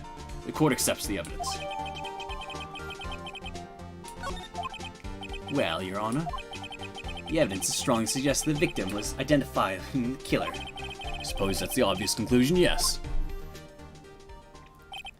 Darn, this isn't looking good. The prosecution would like to call its next witness. This poor, innocent girl saw the murder with her very own eyes. Miss April May? Let the witness, Miss April May, take the stand. Exactly what part of her is innocent?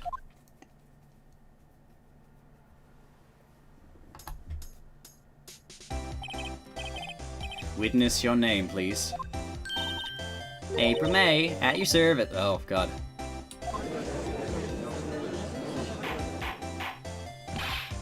Order. An introduction should not require any reaction from the crowd. The witness will refrain from wanton winking. Oh, Your Honor. This is not good. It's already captured the hearts of every man in this courtroom. Tell us, where were you on the night of September 5th when the murder occurred? Gee, I was like in my hotel room, teehee. I checked in right after lunch. And this hotel is directly across from Fay & Co. law offices. That's right, big boy. Please testify to the court about what you saw. Let's go. It was like 9 at night. I looked out the window, you know. And then, oh, I saw a woman with long hair being attacked. The one attacking her was the mousy girl sitting next to the defendant's chair. Then the woman, dodged to one side and ran away. But that girl, she caught up to her and she hit her. And the woman with long hair, she kinda slumped. The end, that's all I saw. Every little eensy-weensy bit. Well, Your Honor. I see. This is remarkably solid testimony. I don't see a need to trouble the witness any. Wait, Your Honor. Yes, Mr. Wright? What about my cross-examination? I thought the witness's testimony just now was quite firm, didn't you? Mr. Wright, I understand you are Miss Mia Fey's understudy, were you not? You must know her techniques well. Her cowardly way of finding tiny faults in perfectly good testimonies. Hey, how dare you? Well, Mr. Wright, will you cross-examine the witness? Fuck yeah, I'm doing it. I'll gladly proceed with the cross-examination. Only because I have a feeling Edgeworth doesn't want me to. Just have some weakness. Very well. You may begin your cross-examination. Yeah. It was like 9 at night when I looked out the window, you know? And then, oh, I saw a woman with long hair being attacked. The one attacking her was the mousy girl sitting in the defendant's chair. Then the woman, like, dodged to one side and ran away. That girl, she caught up to her and she hit her.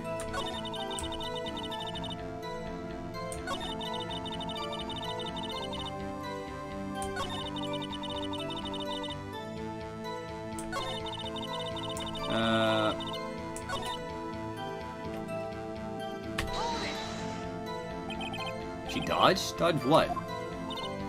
Well, the attack. Please continue your testimony.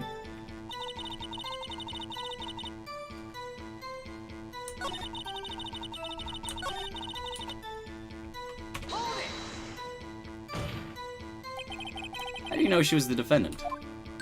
Huh? Well, you know. She had girlish physique. Women know these things. Look, I just know, okay? There was only one person at the scene of the crime with a short, girlish figure. Testimony is bulletproof, Your Honor. He's right. I question the testimony. Hold on a minute. That testimony stinks. What? Miss May, I'm willing to bet that. You're lying. Are you telling the truth? Did you really see the defendant?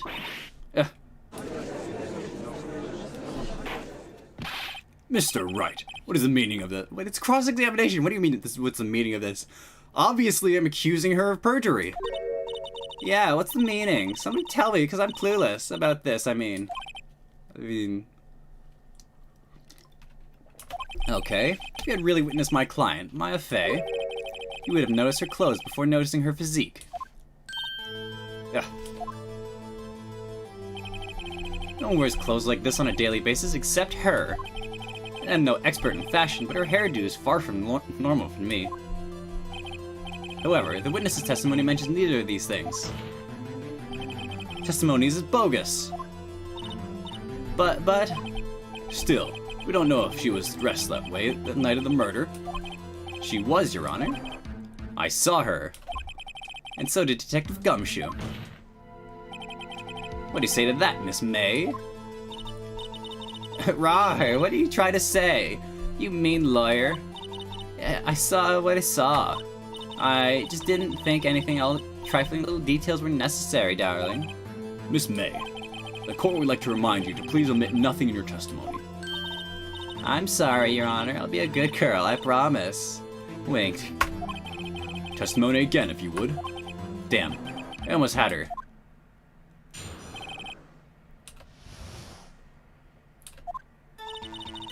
I did see everything, I did. The victim, the woman, dodged the first attack and ran off to the right. Then the girl in the hippie clothes ran after her. And she hit her with the weapon. I saw it, I did. That clock, that kind of statue-y clock. The thinker, I think. Well, does the accuracy of the report not startle you? Hee. I see. I only wish you had been so detailed from the beginning. Please begin the cross-examination. How the fuck do you know it was a clock?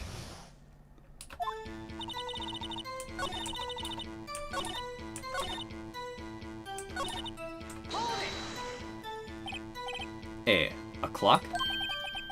Didn't this come up in another testimony recently? Well, don't look so sour, Mr. Lawyer. You can't win them all. No, I have a feeling that I'm onto something now.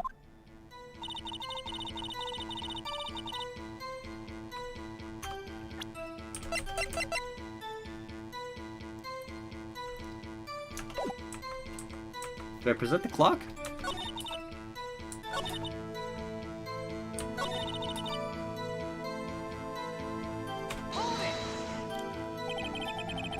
Raising your right as you look from the hotel. Which hand do I hold my knife in again? Right, it was my right hand, right? Satisfied, Mr. Wright? Please continue.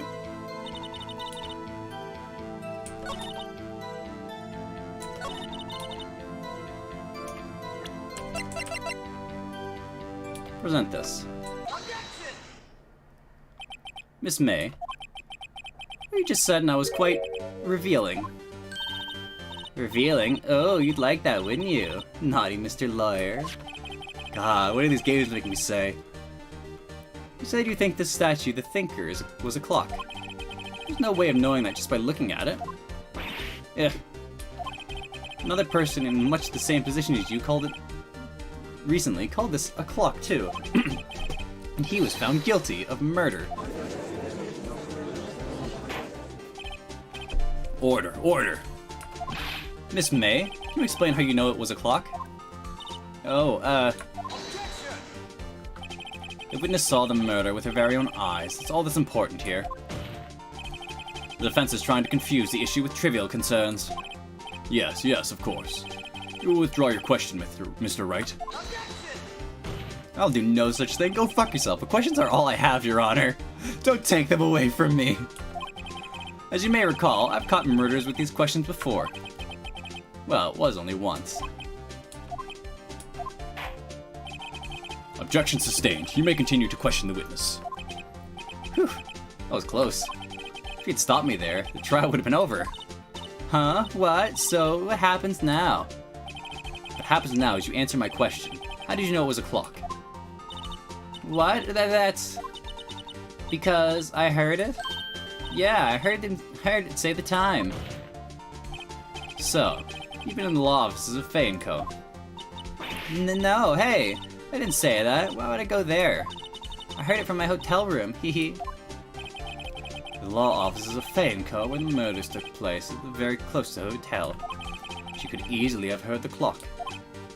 Well, Mr. Wright, are you satisfied? No, Your Honor. Can't give up now. Not satisfied because...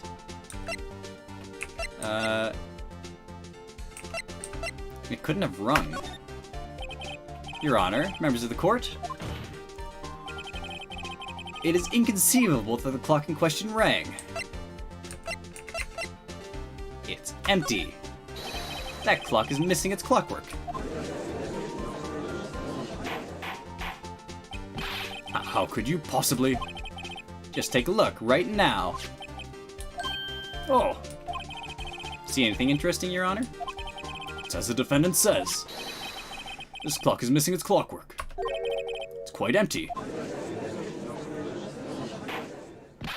Mr. Wright, would you care to explain to the court the meaning of this? It is as you can see. The clock was empty. It couldn't have rung. Therefore, this witness is a big fat liar. Fat? Well, Miss May? Tisk. Quite the show you put on for us, Mr. Wright. You knew the clock was empty? Somehow he knew. I'm afraid you've forgotten one thing, however. Indeed, the clock is empty, as you say. It can't ring. However, you must ask when the clockwork was removed. If it was after the witness heard the clock, then there is no contradiction. That's true. That is a possibility. A clock might have been emptied after she heard it. And that is exactly what happened, Your Honor. Well, Mr. Wright, can you prove when the clockwork was removed? Ho-ho, impossible, of course. I have proof. What? Wasn't it you who told me proof is everything? Well, I was listening. And now I'll show you the proof you like so much. The evidence that proves when the clockwork removed is... Maya's cell phone. I didn't mean to do that. Present. Take a look at this. That's a very cute cell phone. Oh, you have a girly phone. Wait, this isn't my phone. Listen. This is the defendant's cell phone, and it contains a recording. Recording of a conversation she had with the victim on the day of the murder.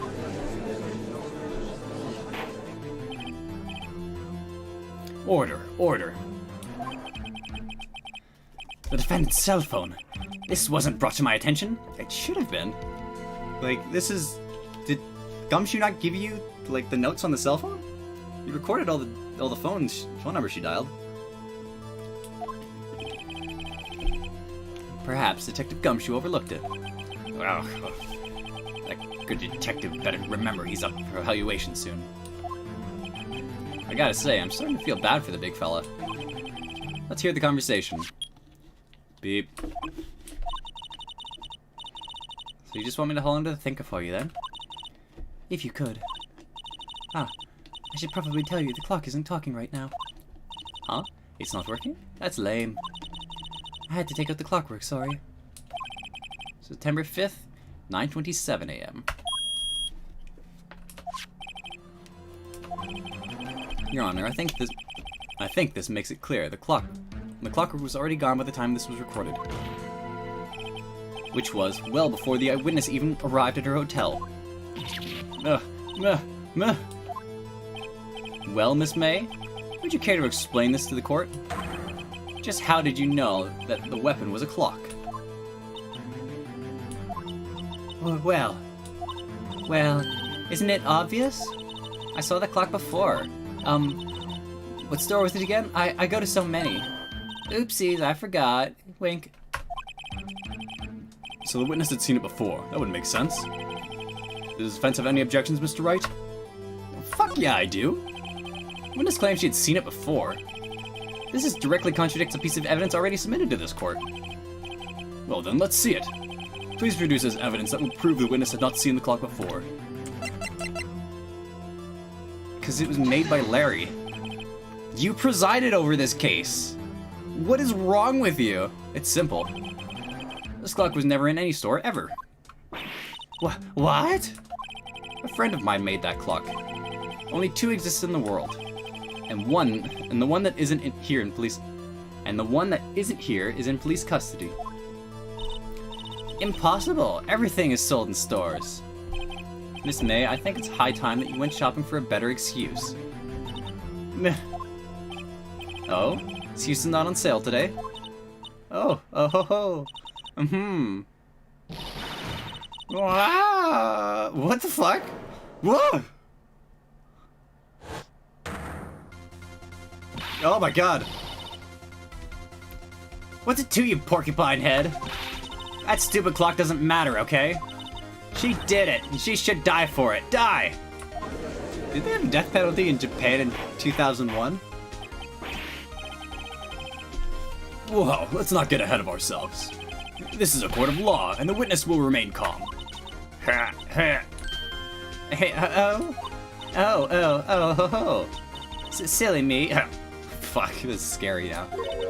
Did I, like, lose it? I guess I did, teehee. Wink.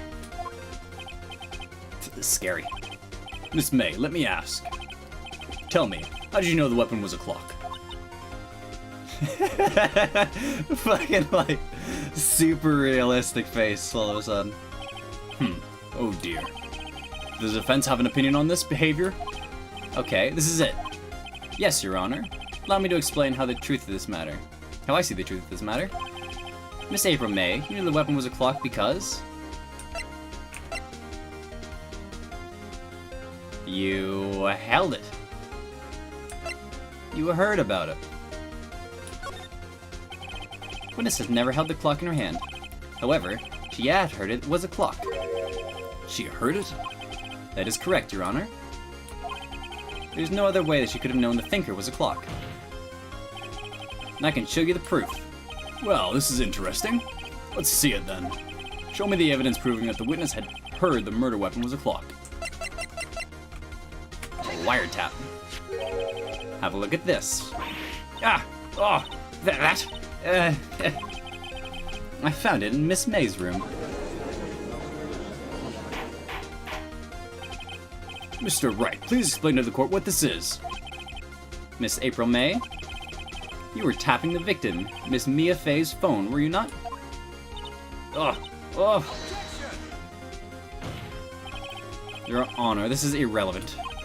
I'm not entirely sure that it is. Objection overruled. It troubles me that our witness was in possession of a wiretap. This is outrageous. Does the defense truly claim that the witness was tapping her phone? Absolutely. Even if that was the case, which it is not, you will still have to prove one thing. Did the victim ever say that the weapon was a clock on the phone?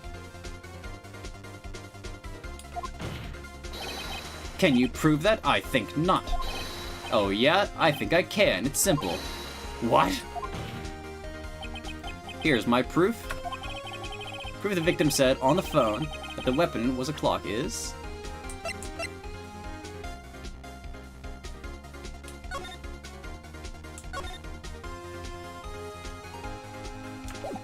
Do I just represent the cell phone? I represent the defendant's cell phone. Yes, we've seen that. Listen once more to the conversation between the defendant and the victim. Mia, what's up? You haven't... Mia, what's up? You haven't called in a while. Well, actually, there's something I want you to hold on to for me. Again, what is it this time? It's a clock. It's made to look like that statue, the Thinker, and it tells you the time. Miss April May. You used a wiretap to listen to this conversation. That's how you knew the Thinker was a clock. Am I wrong?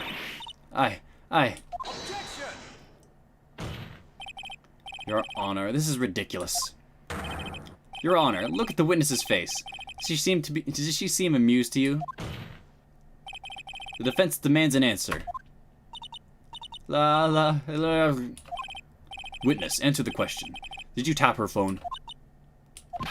Miss May. Shut up, all of you. What gives you the right to talk to me like that? You lawyer.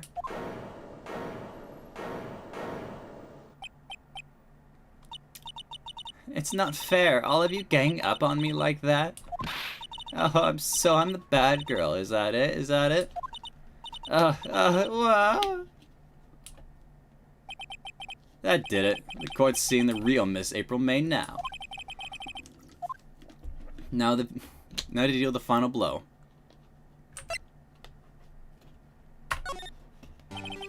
Why did you tap her phone?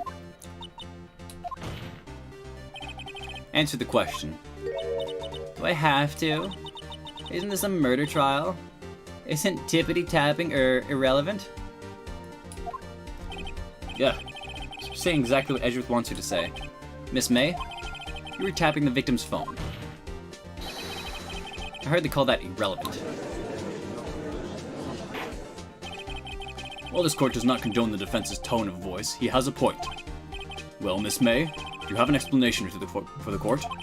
Can you prove you had nothing to do with this murder, even though you had tapped her phone? Ha! I'd like to see her pull that off.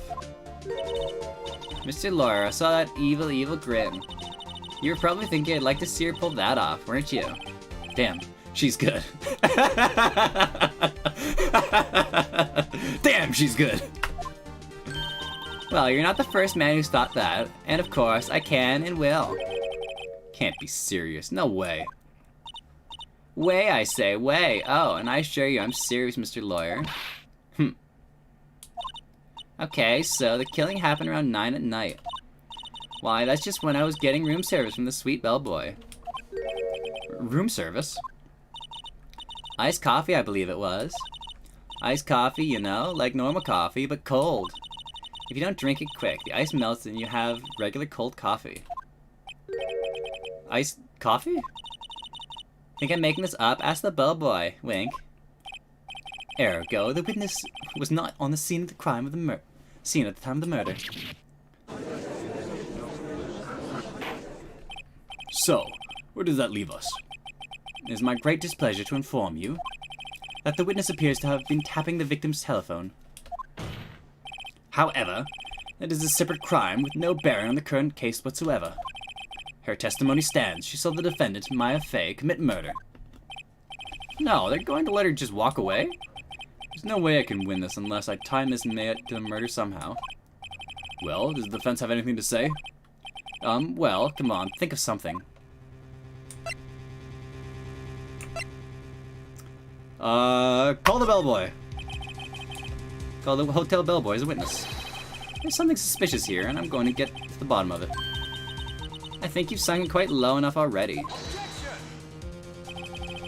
I object to calling the bellboy. Why? What's your reason? Because I hold that the wiretapping had nothing to do with the killing. However, if you agree to one condition, I'll consent to calling this witness. Condition? If Miss April May's alibi is not called into question after you examine the bellboy, then you will recognize that Miss April May was not the killer, thus she is innocent. And thereby, you must also accept the verdict of guilty for Miss Maya Fey. That's not how that works. That is my condition.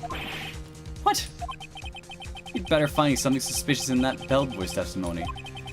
Otherwise, Maya will be declared guilty on the spot. What should I do? Alright, got nothing to lose except for, well, everything. Understood, I accept your condition. Fool. You fell right into my trap. Uh-oh. Wait. Very well. The court calls the hotel bellboy to the stand.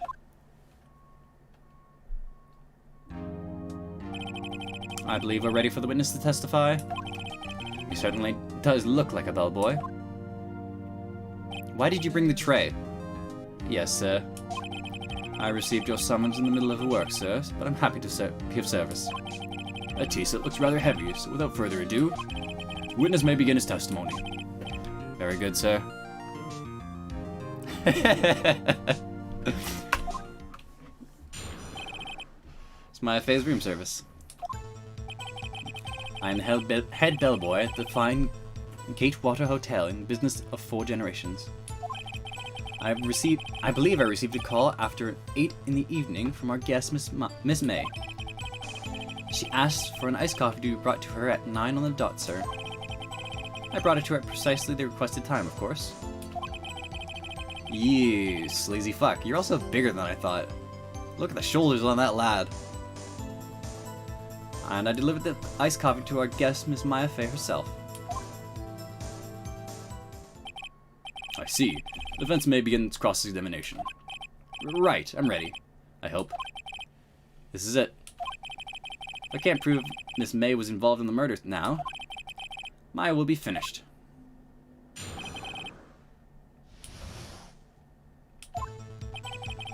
Head bellboy received a call at 8 in the evening from her guest, Miss Maya Fey. Asked for an iced coffee to be brought to her at 9 on the dot.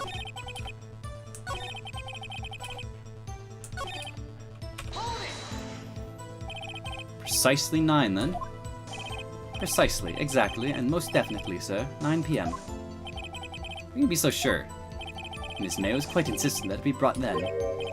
Oh, bellboy, tee-hee, I'd like an iced coffee at not exactly 9. Something like that, sir. Therefore, I had knocked on her door at the crack of 9, sir. Why would she be so peculiar at that particular time?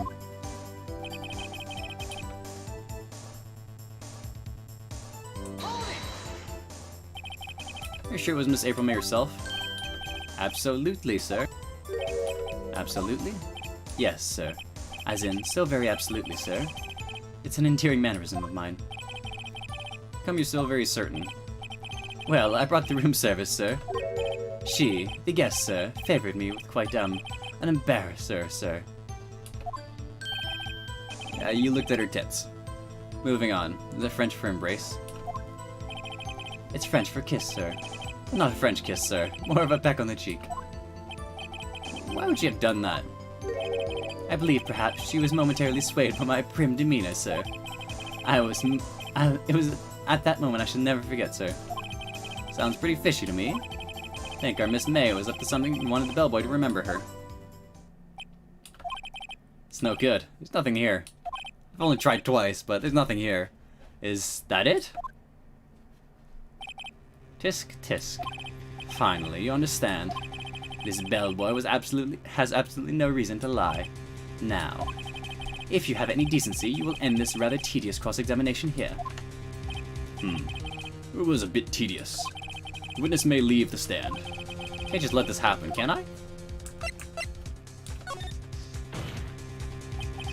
Wait, please wait. Yes? Does the defense have something to add? One last question. Let me ask one last question. Your Honor, I must object. This charade of justice has gone on long enough. Now, Mr. Edgeworth. Alright, Mr. Wright. I'll give you one question, that's all. Okay. This is really it. Now, this is my last chance. What do I ask him about?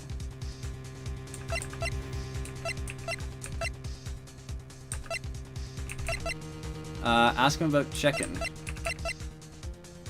Ask him about room service, ask him about bed making. Bed making, definitely not. Check-in. Room service.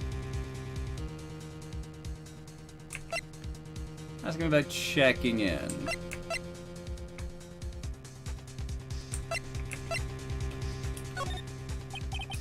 Tell me about check-in. Tell me about when you checked in Miss May. Oh, alright. Well, sir, my first thought was that she was a beautiful, beautiful person. She's just the right type of girl, so it was disappointment, really. I see.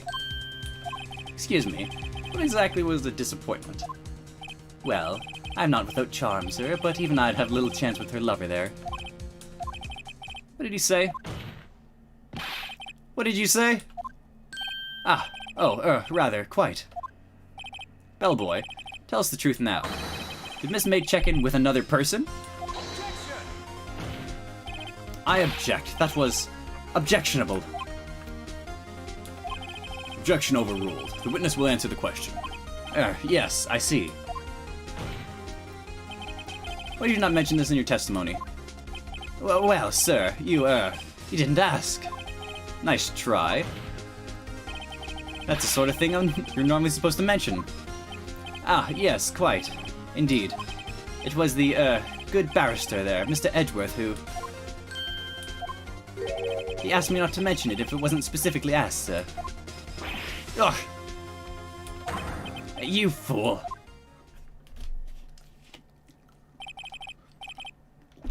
I've done it! I've won! Miss April May checked into a twin room with a man, correct? Yes, sir. Then, when you brought them room service, you didn't see that man in the room? That's right, sir. Your Honor, we've just learned of another person involved who may have been the murderer. In light of this new fact, I hold that it's impossible to judge the defendant. Wouldn't you agree, Mr. Edgeworth? And who, Mr. Wright? Who is this other person? Simple. It was... the man with Miss May. Man who checked in with Miss May. Ugh. Your Honor, as has been previously revealed, Miss April May was tapping the victim's phone, yet Miss May herself has an alibi at the time of the murder. However, that does not clear the man who was with her. The bellboy saw no one else in the room at the time of the murder. My, what a convenient little setup, but it's too late. Too late? Suppose you'd think it was like that if it was too late, wouldn't you? After all, it was you who hid the presence of the other man from this court. Ugh. Upstart, amateur. These accusations are ludicrous. Enough. The court acknowledges the defense's argument. I expect the prosecution and defense to look into this matter fully. Am I understood? Yes. Yes, Your Honor. That is all for today for the trial of Miss Fay. Court is adjourned. Yeah, fuck you, Edgeworth. November 7th, 2:24 p.m. District Court, Defendant Lobby Number 1. Mr. Wright, you were amazing in there. Really? I think I might be your newest fan. Oh, I was just doing my job, you know? Then again, that other attorney was pretty cool too. Huh? That face of his, with his eyes wide and trembling lips. It sent shivers up my spine. If you say so. So, what happens with me? Do I get to go home now? Well... No, I don't think so. Not yet. Oh, I see. But I got a great lead on today's trial. A lead? That man with Miss May, he's the key. Oh, I get it. What happened to Miss May after that, anyway? Heard they arrested her. I guess she's learning her charms won't work everywhere. Probably at the detention center now. May have to go down there later. Anyway, this case is far from closed. Yes, sir. I'm gonna find out more about this man. You think he was the one who... Maybe so. Sis, Don't worry. I'll find him by tomorrow, I promise. I'm counting on you.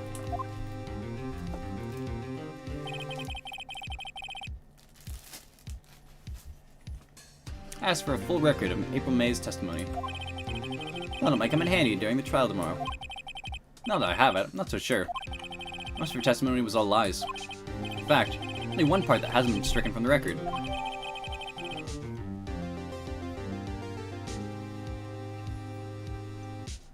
The victim dodged an attack, then ran to the right, but she was caught and struck. I don't know how much good this would do me at all. I don't know how much good this will do me at all now. Anyway, I'm hit the pavement, so do some investigating. Why doesn't belong to the detention center? It's time for me to set her free. To be continued immediately.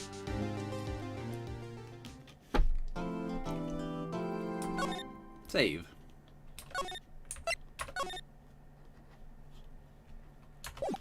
Day 2 investigation. November 7th, 3:11 p.m. Detention Center, Visitors Room. Well, hello.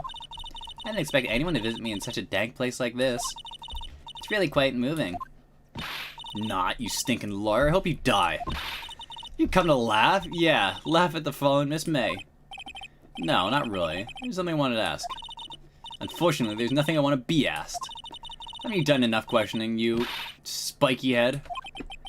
Here we go again. Please, you're scaring the security guard. So, what is it you wish to ask me then, For starters, how did you get to be so totally whacked?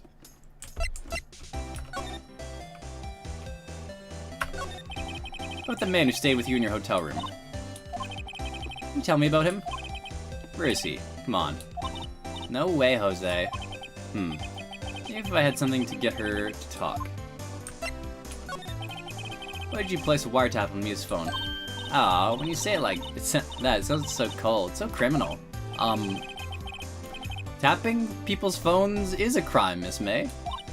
Oh, I suppose you learned that in lawyer school, Creep. This one's impossible to talk to. Say, why are you so angry? I mean, you don't look like a bad person. Oh, that does it, bottom-feeding, scum-sucking lawyer. Bottom? I can't tell. Does she have a thing against lawyers? Or just against me? Evidence.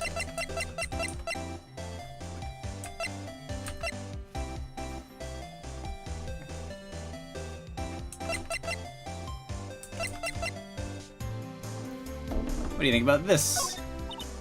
Hey, guess what? Actually, I really hate your guts. So get lost because, well, I'm not cooperating. Thanks, I noticed. Alright.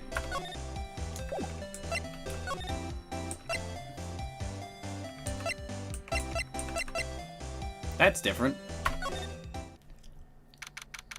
September 7th, Grossberg Law Offices. Huh. Looks like Grossberg is out today, again. Maybe he's avoiding me for some reason. Wait a second.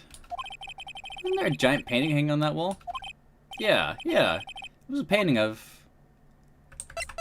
Fishermen? Fishermen. Wasn't it... It wasn't a very memorable painting anyhow.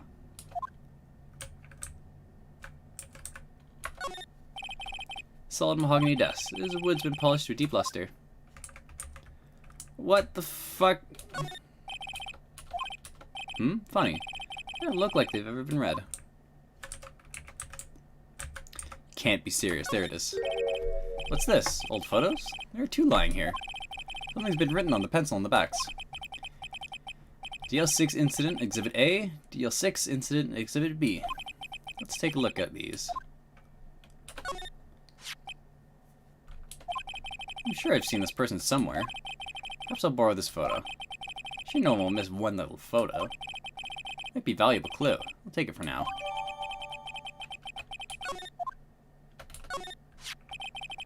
Photo lies on the desk. Maybe I should switch it with the one I took? Yeah, swap photos. I think I'll swap them. Don't know why I can't take both, but okay. Move. You again? Can't you take a hit and stay gone? Hey, the only reason I'm here is back because you won't talk to me. Oh, so it's my fault now? Yeah. You're an accomplice to murder. You don't just have spiky hair, you also have a spiky heart. That does it. When is this case done? I'm shaving my head. What do you think about this? Have a look at this. Look, I've said several times, I'm not telling you. Where did you... Aha! A reaction. This is him, isn't it? What? Who? When? Why? It is him. This is the man who stayed in your hotel room that night of the murder. No, that's not right. Nice try, Miss Cooperative. Do you have proof that it was him, Yeah, proof. Show me proof. So close.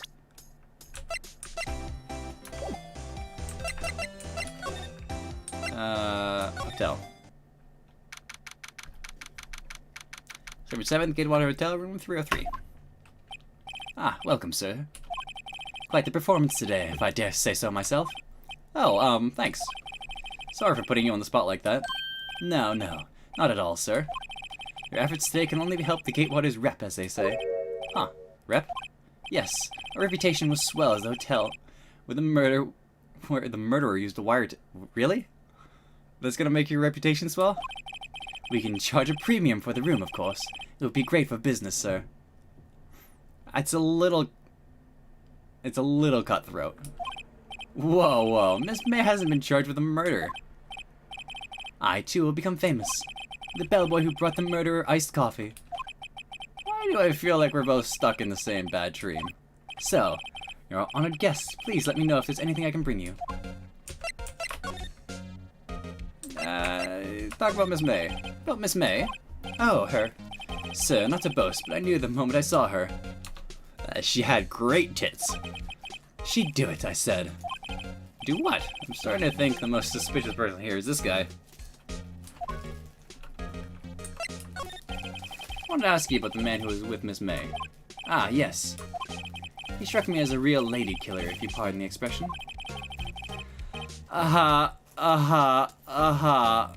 You get it?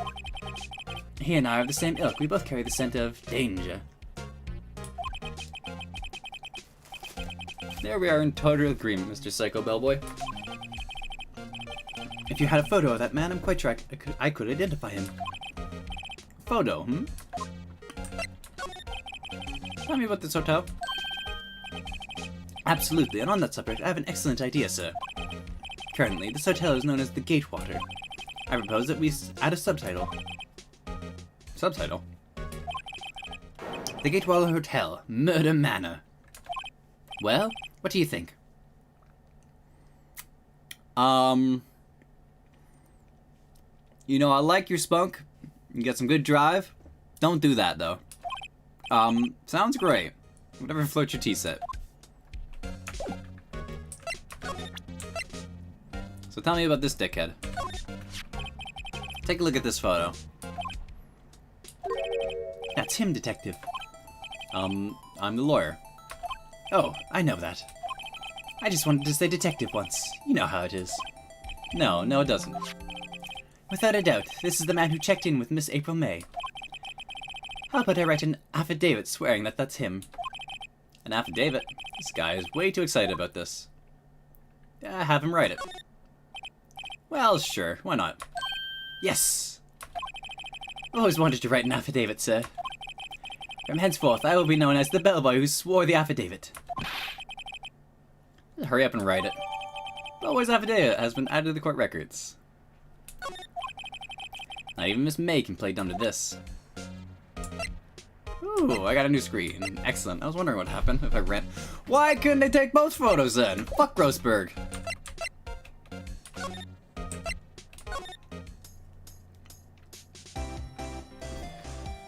Oh man, it depends how much they want to recycle characters. It wouldn't surprise me. I got an affidavit for you. Can't deny this any longer. Can you have a look at this? What's that? The bellboy's affidavit. It tells us everything he saw. Such as the man you checked in with. Who is most definitely this guy. Now I'm getting somewhere. Use your fears, push her hard. This is it, all or nothing. Time to do a little bluff. No use playing dumb, if indeed that is an act. Wow, Phoenix! Fucking scorching. If you don't talk, I'm taking this info to the press. What? Even though you should have been witness to murder, your little friend was missing. I'm sure the press would have a field day with his reputation. Oh, fine, I'll talk. You win, lawyer. Yes, man, that felt so good. It's great to be alive. Why are you pumping your fists in the air? Now, tell me about the man you were with. That man, he's my boss. Red White. Red White. The president of the information gathering conglomerate, Blue Corp. Red, White, Blue. Oh, gotcha. Red, White? Information gathering? Well, I suppose you could call it a detective agency. So this was the man who was with you the night of the murder? I'm scared to talk. I don't want to end up like her. It's okay, I'll just ask Mr. White himself. Can you tell me where Blue Corp is located? Mr. Red White at last. Finally, a lead on this guy. If ever May could have done it, that leaves him. Time to take action. Bellboy's affidavit was discarded. Why did I discard the affidavit? Why did you discard an affidavit?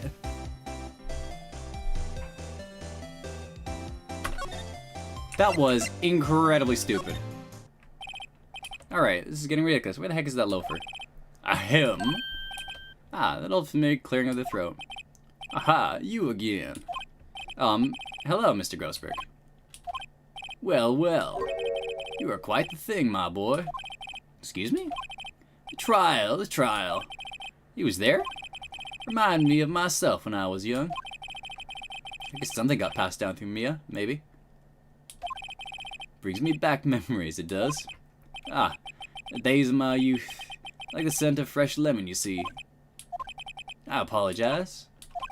It was all a bit too much for me, my boy. Seeing you today, I appreciate the reminiscing, but I'd much rather you gave me some information.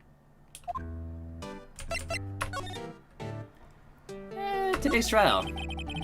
So you came to see the trial? Oh. Yes, I did. Something was bothering me all last night, you see. I couldn't get a wink of sleep. Really? What was that then? Well, you see, it's just Mia's sister, that poor girl. My boy, I owe you my thanks, truly. I don't know what I would have done. Things had gone poorly for that girl. You were that worried about it. Why didn't you offer to defend her? I asked before, but why did you refuse her request for defense? I think I have the right to know. Alright, Mr. Wright. No, I'm sorry. It's just, I need to think about it, my boy. He does seem troubled by something. Maybe I can find something that will inspire him to talk. The other day, I'm sure there was a big pretentious-looking painting on the wall. Pretentious-looking? Well, you know, the one I mean. Anyway, where did it go? Got rid of it. Got quite tired of the thing, really. Sold it, you see. Yes, that's right. Sold it? Not sure I buy that. Isn't that painting rather important to you, sir? Did something happen? I don't see how that's any of your business. Please, speak no more of that accursed painting. I didn't. Ugh.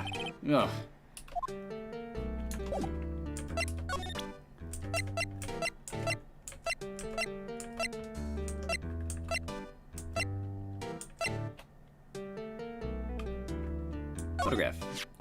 Excuse me. Wondering about this photograph. Where did you get that? Give it back at once. Sorry.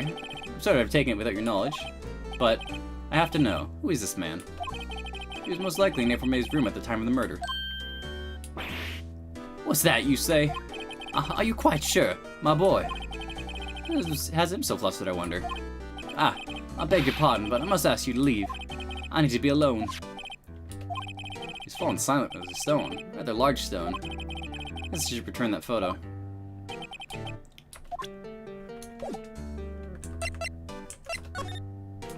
Alright, I guess I'll fuck off. Blue Corp.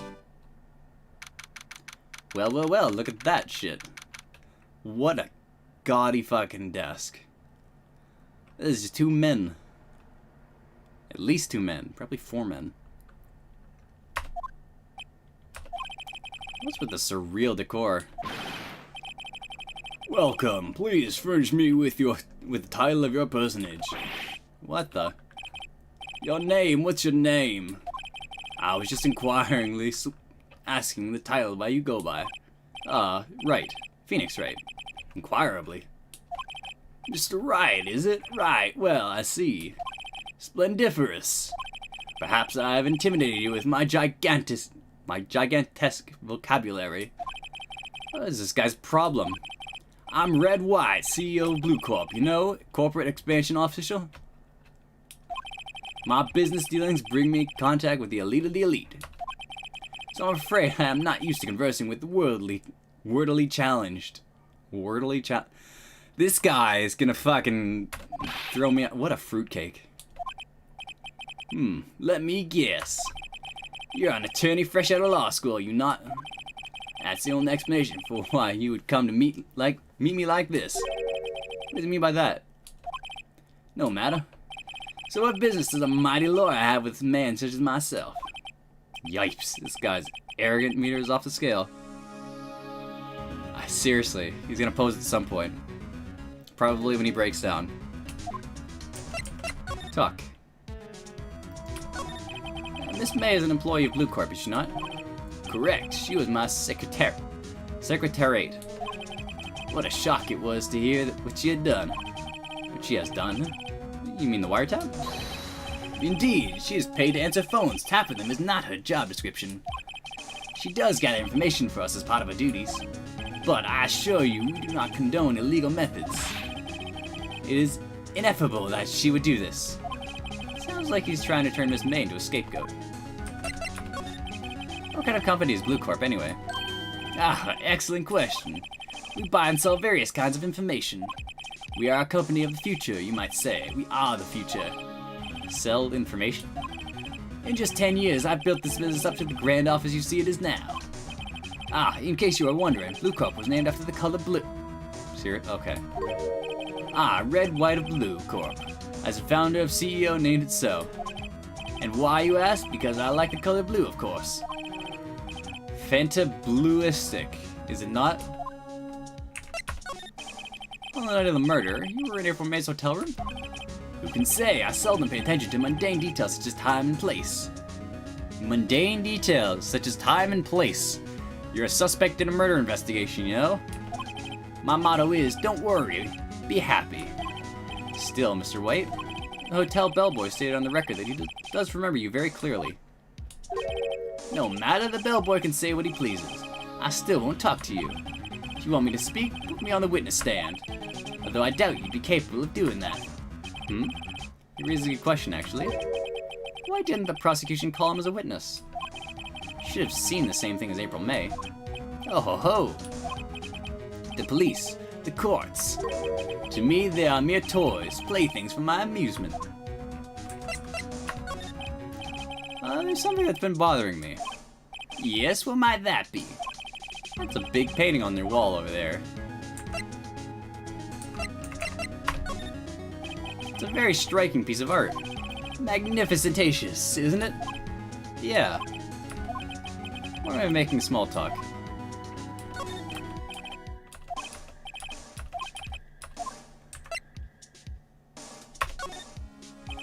You know, I've actually seen that painting before.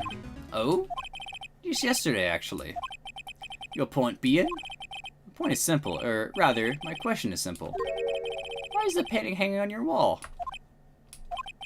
Mr. Wrong, was it? Right. It appears you not fully grasped your position here.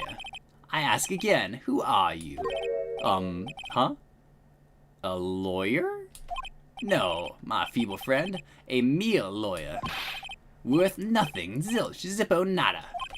Just like that, sorry excuse for an attorney. Grodyburger. Grodyburger. What? Ugh. Ugh. Oof. Ugh. Ugh. He punched me! What the fuck? Well, Mr. Lawyer, what will you do, eh? Charge me with assault? Charge away, I welcome it. But it is you who will be found guilty. What? Heed my exposition. The police, the courts, they all do my bidding. So you say. But I wonder, is that kind of control really possible? I don't expect you to understand. It's a world beyond your comprehension. You came here from Grodyburgers, I presume? Mr. Grossberg, yes. Then you must ask him, why is this painting of his hanging here? Perhaps then he will tell you. Perhaps he will explain how a man can live life purely for personal profit. Go now, skedaddle. There's nothing more to discuss.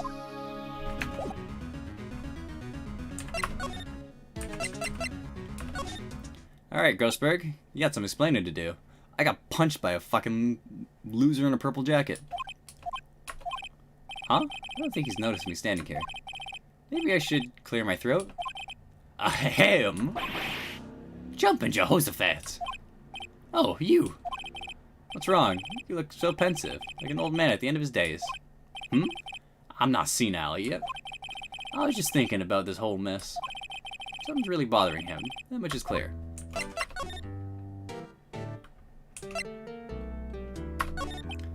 So, I paid Blue Corp a visit. Oh, I see. Mr. Grossberg, I have to admit, something has been bothering me. Oh? Let's say it. Well, out with it, my boy. You see, it's just... Mr. Grossberg, please. There was a gigantic painting behind it. Hanging behind, right there on the other day, was there not? The one you said had no intention of parting with? Well, I saw it, today. It was in the CEO's office at Blue Corp, Red White's office. So, you noticed. I suppose I should have guessed you would. It's a large painting. Mr. Grossberg, I know you and Mr. White are connected somehow. Connected, you say? Yes, and I know what it is. You're lovers. He's blackmailing you. He's giving you information. He's blackmailing you. Mr. White has something on you, doesn't he? Blackmail? I think that painting is fairly gaudy proof. Very well, this may be the chance I've been waiting for. Maybe it's time to get this off my chest so I can finally rest easy again. After all, you were Mia's understudy. Perhaps it was fate. What are you talking about? Red White is the man who makes his living through intimidation. Blue Corp is a company that excels in finding people's weaknesses, I'm afraid. I've been paying them for 15 years now. 15 years? All because of that DL6 incident, as you may have guessed. And on the back of those photographs. As you suspected, I could not stand in defense of Maya because of this. White would have destroyed me if I did. So that's the connection. It's hard for me to tell you this, my boy. But arresting Red White will be nigh on impossible. Impossible? Why? He has information on everyone. It gives him an iron grip. He owns judges, attorneys, prosecutors, police, and politicians. What? They are bound, unable to do harm to themselves, and therefore to him. Don't look at me like that. What you see is nothing more than a weight of many years. What's the DL6 incident? DL6 is nothing more than a sorting code the police gave the case. It was 15 years ago now. I received a request from a medium, a spirit medium. Medium? Her name was Misty Fay. Fay? Indeed, she was Mia's mother. She had been investigating a murder on the bequest of the police. And she failed. As a result, the police called her a fraud. This is what Maya was talking about the other day. I did all I could for her, and at the end, cleared her of her wrongdoing. That murder case, however, remains unsolved to this day. That case is the DL6 incident. Why were you blackmailed over this, Mr. Grossberg? The DL6 incident was top secret at the time. It made sense. The police didn't want people to know they were using a medium. And they couldn't let people know. But one person found out. I told him. You told White? He offered me riches. It's an embarrassment to me now. As I talked, the police were mocked far and wide. In secret, they began looking for the one who sold them out. Of course, Mr. White heard about it and came to me. Only this time, the offer was blackmail. I see. White controls the law of this country as he sees fit. Yet, if you would still challenge him, have a close look at Mia's office. Mia's office? She followed his every move for years. She may have recorded something of what she found.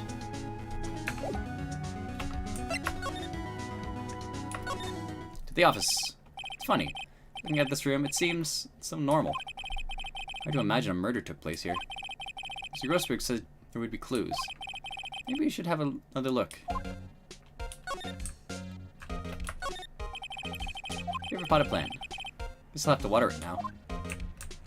The sky is blue, and so am I. Here's that hotel right across the way. An old movie poster. Apparently, this was the first movie that made Mia cry when she saw it. I'll have to check it out one of these days. Mia's desk. Perfectly clean, as always. The only thing that's missing is Mia. All the cases the chief ever worked on are filed here. They're in alphabetical order. Let's take a look. Which file should I look at? Let's see if there is A recorded in this file and catches my eye. A, B, F. Misty Faye. Oh, fuck. Grossberg's not here. That's Mia and Maya's mother. Should I take a look? Hell yeah, I should. I've tarnished the Faye name, leaving only these words my mother vanished. I was determined to find the one who had made my mother blame herself in this way. Using the power that runs in my family, I held an audience with the dead. Finally, the names of two men surfaced. One was Marvin Grossberg, a lawyer who sold my mother's information for riches. The other was the man who sold that information to the press. This parasite who makes his fortune on threats and coercion. His name is... Record stops there. So Mia knew Grossberg.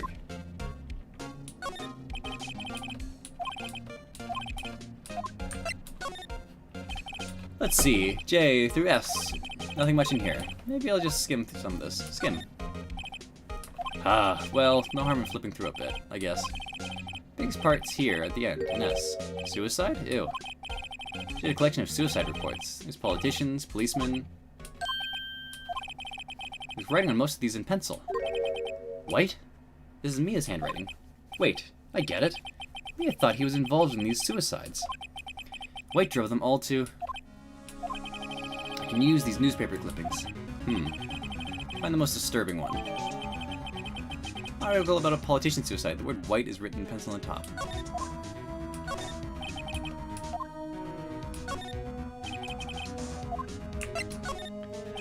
T...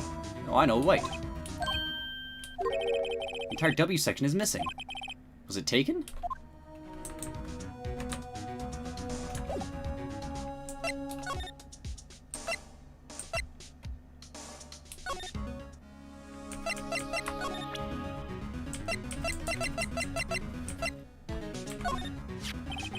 Found this in Mia's files. So, she was investigating red wine, as I expected.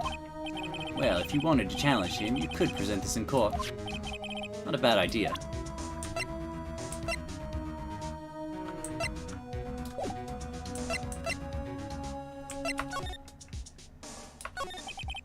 Courtesy of the trial? Yes, I did. Something was bothering me all last night, you see. Couldn't get a wink of sleep. Really? What was that? Well, you see, it's just Mia's sister, that poor girl. My boy, I owe you my thanks, truly. I don't know what I would have done if things had gone poorly for that girl. As before, but why did you refuse a request for defense? I think I have a right to know. Ah, right, Mr. Wright. No, I'm sorry. It's just... Oh, yeah, okay. Move. Let's see what you got to say. Apparently, Miss May is in questioning. They'll have to let me talk to her today.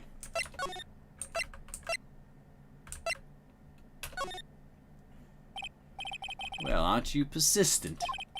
Sorry, but there's something I have to ask you.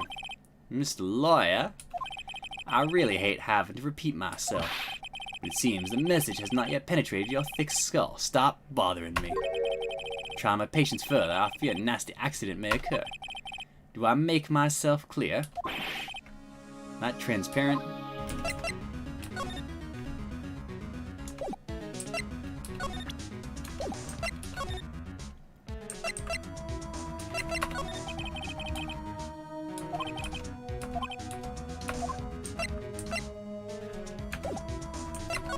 Put him on the spot. The only clue that Mia has left me. Better make this one count. Mr. White, see this? It's an article describing the suicide of a politician. He was embezzling secret government funds. Then, one day, word got leaked to the press. The very next day, he took his own life. And this concerns me how? I found this article in Mia's office. Miss Mia? She had a file filled with articles like this. Every one of them was labeled with a single word. White. Mr. White, I know what you did to this politician. You were blackmailing him. Blackmail? Not just him, either. You were threatening and coercing hundreds of others. You were involved in all of the suicide cases that Mia investigated. This company is built on blackmail. I'm right, aren't I? What a bizarre accusation. Mr. Wrong. What is it that you should be doing right now? Investigating me? No, no, no. I think not. You should be searching for the one who killed Miss Mia. Secretary's office, hello? Mr. Wrong will be leaving now. Yes, sir. I'll send someone right away. Wait a second, Mr. White.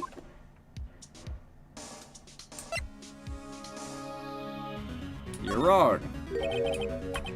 You're wrong, Mr. White. Excuse me? What I should be doing right now is going after you. What are you insinuating? Mia was onto you. She was keeping tabs. For this reason, you had April May tapping your phone. Then, Mia was murdered, and all the documents about you mysteriously disappeared. So the culprit would be... Even a child could work it out, Mr. White. You did it. Secretary's office. We won't be needing an escort from Mr. Wrong. Instead, please contact me to the public prosecutor's office. Of course, sir. One moment, please. White, is that you? What are you doing calling me at a time like this? Hello, Chief Prosecutor. I've changed my mind. I want to testify tomorrow. What's this about? Give me a fake case. I witnessed the murder, you see. And thus, as a very important witness, I would like to testify. What? Why now? Thought you said you didn't want to go to court. Quietude. I told you I changed my mind, didn't I? Oh, and one other thing. Send the police over here right away. The man standing right in front of me. He looks dazed, but could be violent. What? What man? Are you even listening? The executioner, the hatchet man, the liquidator, the killer, the man. What? Mr. White, this isn't another one of those. Chief Prosecutor, I do not believe you are in a position to freely offer your opinions to me, correct? I'm telling you to send the police now. Did I not tell you, Mr. Wrong? You are me a lawyer. As was Miss Mia. How dare you? I'll point the finger at you, and you will be tried as Miss Mia's killer. The case is as good as settled. No lawyer of any worth will defend you. I have friends in the local lawyers association, you see. You'll be given a lawyer so stupendously inept that they make even you look competent. I feel faint. Detective Gumshoe reporting in, sir. Aha! Butts! Harry Butts! Right, actually. Phoenix Wright. And my friend's name is Larry. Oh, right. Sorry, pal. Butts was the murderer, right? Detective Gumshoe. I present you the man who killed Miss Mia Fey. What? Take this despicable human being into custody. Farewell, Mr. Wrong.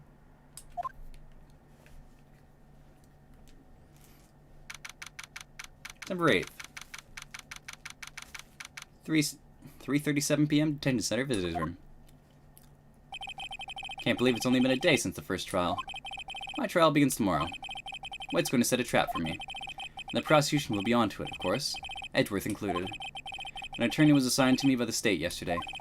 I refused. I had an idea. Right. Right. Mr. Right.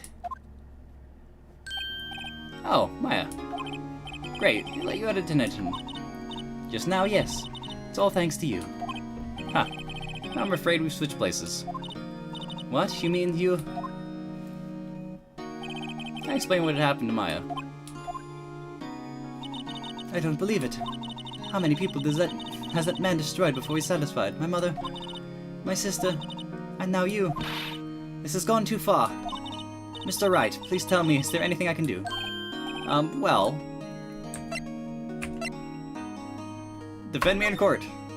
Alright, you'll be my defense lawyer tomorrow. Alright. Huh? Leave it to me. I am Mia's sister, after all. Lawyership runs in our blood.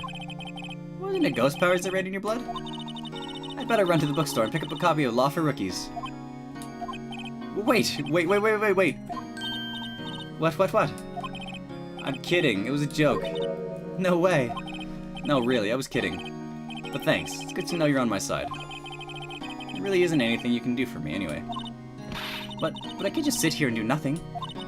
I've got to give that man a piece of my mind. Just a piece? Okay. Then come to the trial tomorrow. Okay, I'll be there. I'll show them a thing or two.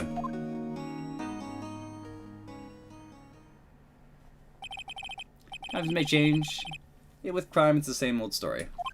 In fact, it's gotten worse. Lengthy court proceedings are no longer realistic. Beginning a few years ago, a limit of 3 days was put on initial court trials. Almost all finished in a day, most with a guilty verdict. Oh, this is, like, uncomfortably real, isn't it? Because I think I remember in Persona 5, the whole thing with Sai's, with Sai Nijima, was that it was, like, super rushed because the Japanese the Japanese justice system was, like, on everyone's heels for guilty verdicts constantly. Like, wasn't that the case? That's super fucked.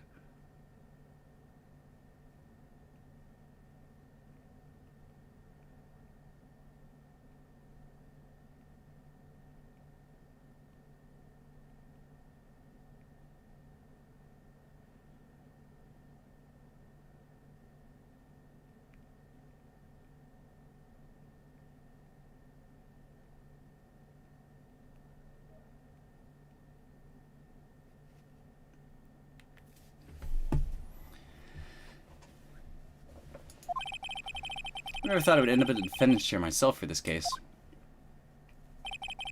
With the true culprit appearing as the star witness. This is it. Tomorrow it's me or him.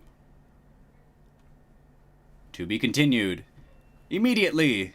I'm gonna go fill up my water. Saving content. I'll be right back.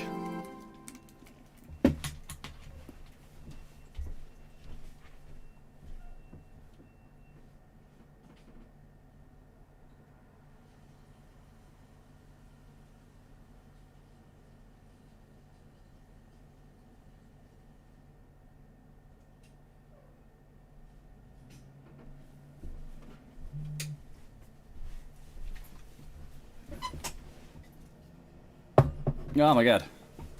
I'm back.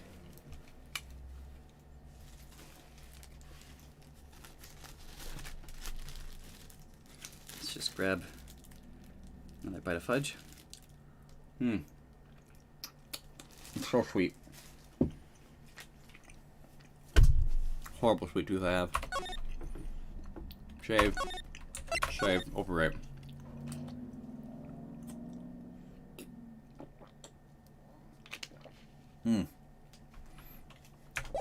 Alright. Kick ass now. September 9th. 9:52 p.m. District Court, Defendant Lobby number 1. Well, I guess this is it. Yep. One way or another, this case gets decided today. Ah, Phoenix, look. Prosecutor Edgeworth. I received a call from the Chief Prosecutor's office yesterday. I was told whatever Mr. White says today, it will be the absolute truth. No matter how you try to attack his testimony, If I raise an objection, I have it on good faith that the judge will listen to me. What does White have the judge in his pocket too? So, you're saying I'm going to be guilty. End of story?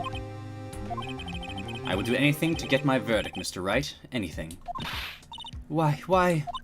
How can you torment an innocent person like this? Innocent? How can we know that?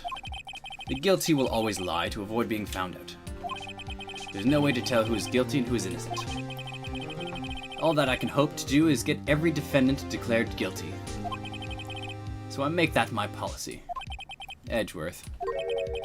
You've changed. Phoenix, you know him? Don't expect any special treatment, Phoenix Wright. Phoenix. Well, court will be starting soon. What? But what? Your defense attorney isn't here yet. They're not... I'll be defending myself. What? Okay, let's do this.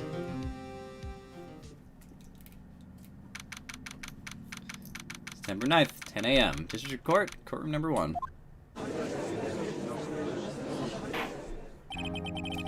Court is now in session for the trial of Mr. Phoenix Wright. The prosecution is ready, Your Honor. The defense is ready, Your Honor.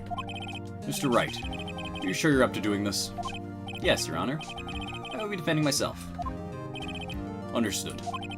Very well, Mr. Edgeworth. Your opening statement, please.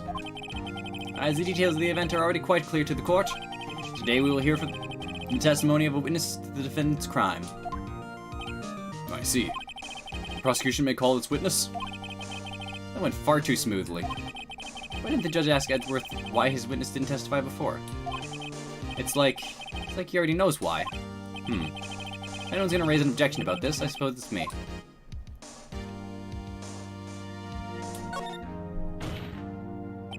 Mr. Edgeworth, you owe an explanation to the court. Why didn't this witness testify in the trial against Miss Maya Fey?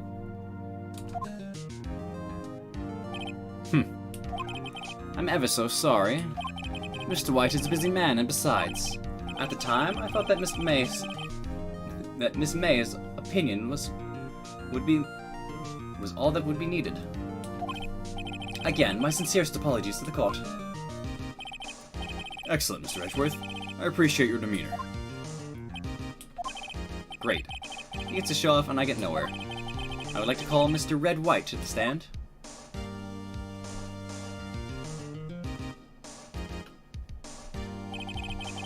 Please state your full name. You wish to know the title of my personage? Oh my god. Your name? Yes, that's what I said. Oh dear.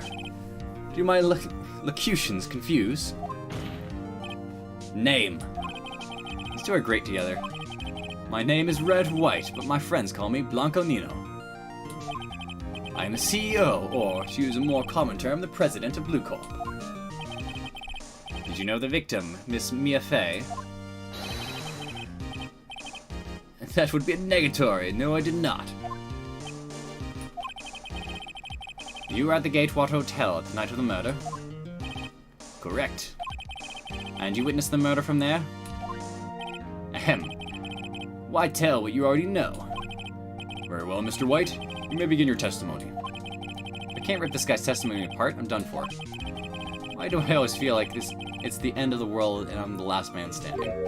Ho ho ho.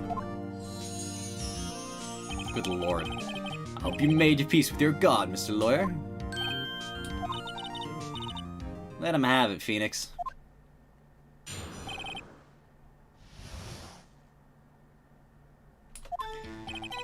Let's see, it was about 9, I believe. I was quietly that's reading to you some papers by the window.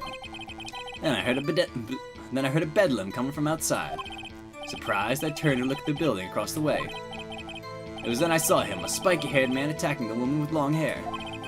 Needless to say, that man was none other than you, Mr. Lawyer. I called Miss May over at once. She, too, was flabbergasted, of course. The victim, she ran away, but you gave chase. Finally, there was a terrible impaction. Then it was all over. If things occurred as you testified, then I'm afraid the defendant is guilty. Very well, defendant. Mr. Wright. Your cross-examination? Yes, Your Honor.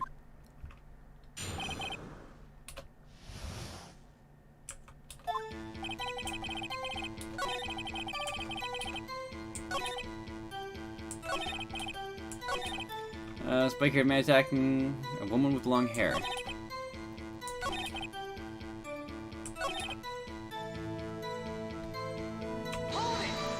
Press. You would be a little more detailed about that? I think it's worth knowing exactly what happened. Of course. Comprehende. I understand. The victim was attacked by you and ran to the left. You gave chase and struck her down. Are you sure? As you know, I'm always abso-positively perfect. Perhaps you could change your testimony to reflect this new detail.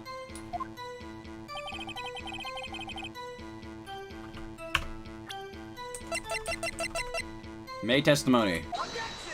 Objection, bitch! Wait right there. Mr. White, you've dug your own grave. What's this? You said the victim ran to the left. That directly contradicts Miss May's testimony. What wasn't stricken from the record? She clearly stated the victim ran to the right. Oh, ho ho. It's simple, you have misheard her. I think not. Look at the floor plans. The killer was here, and the victim here. The victim ran to the left as you claimed she did. She would have been running directly away from the door. She would have been running into a dead end. You don't find that odd? Very strange. I didn't see her run to the left, I did. Phoenix, look at his face. I don't think he's lying about this one. True. Maybe he really did see the victim run left. So he did witness the killing? Wait a second. Mr. White? Mr. Wright? Yes, Your Honor? Miss May says right, and Mr. White says left. Can you explain this contradiction to the court? Both are right. Both witnesses are telling the truth, for once. Ha! I doubt it. Rather, that does not clear up the contradiction. There's one scenario that would explain their conflicting accounts. What? Obviously, the witness was not viewing the crime from the hotel. Mr. Wright, what do you mean? Yes, what do you mean? He was not viewing the crime from the hotel. If he was not in the hotel, where could he have been? In the law offices of Fay & Co., of course. More specifically, he was standing here. Time to show the court where Mr. White was standing. There. This is where he was. Look. When the victim ran for the door, he was watching from this point. To him it would appear if she ran to the left. Please, this is no time for jokes and ill taste. That is where the killer was standing. Do you not understand the implication, Miles? Order. I will have order. Anyone disturbing the order of this courtroom will be held in contempt. Mr. Wright, what are you suggesting? Rapscallion. The postulations of the defense are a distortion of the truth, Your Honor. Indeed. They do seem a bit far-fetched. Ho ho ho ho! You provide us with so much entertainment, Mr. Lawyer. What now? He's laughing? The hilarity of the moment made me remember something. It appears I've been unclear, and for this, I apologize. Mr. Your Honor, might I be allowed to testify once? No! You fucked up a testimony twice now. Good luck. You can't fix a broken testimony, buddy. She ran to the left. Miss May's testimony was correct, as was mine. When you assaulted the girl, she ran first to the left, then you hit her savagely. That's what I saw. Next, with the last of her strength, she ran to the right. You chased her and delivered the final blow.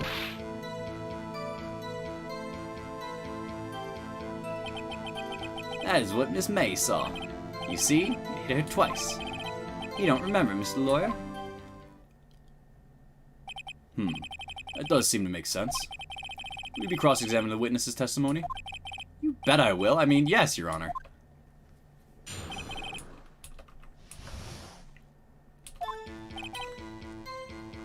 What evidence do I have?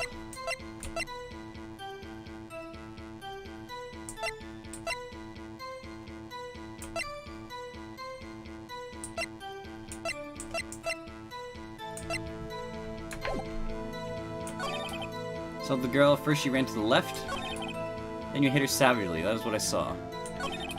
Next to less her strength, she ran to the right, chased her and delivered the final blow.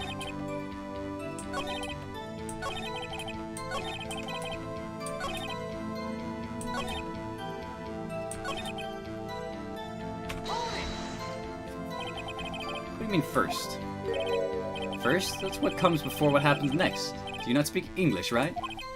Please sit back, relax. I'll try to use simple words that are to your benefit. First, she ran to the left, and then...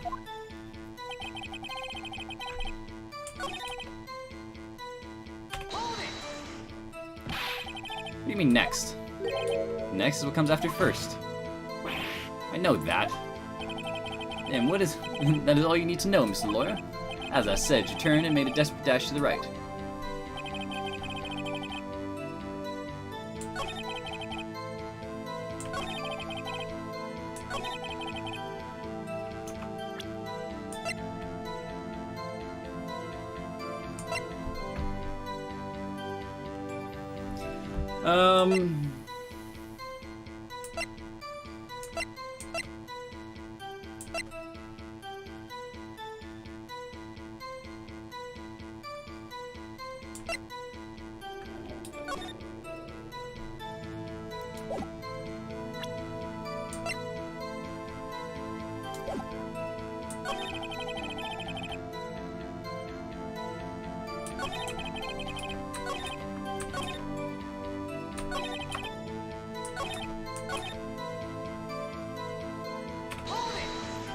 Okay. Didn't hit anyone. Now, Mr. Wright, there's no point in hiding things from the court. I'm not hiding anything. Prosecution requests the defense refrain from interrupting the testimony. Mr. Wright, you have been warned. Why is he mad at me?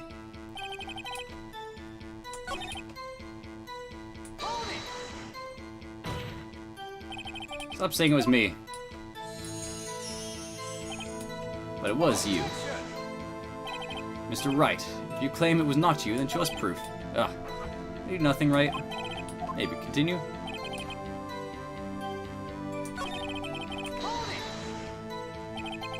So you were watching both times? I suppose I was. And please, excuse me for not testifying to this sooner. What do you think, Phoenix? I think we got him right where we want him. He slipped. Let him laugh for now.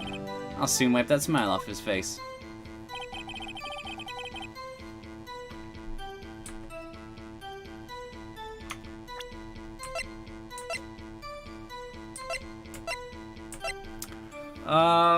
What is the contradiction here?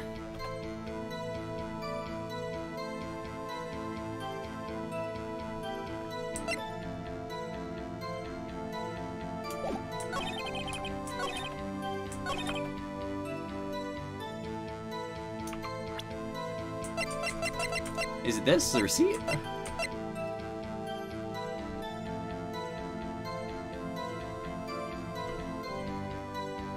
Is it May's testimony? The victim dodged an attack, then ran to the right.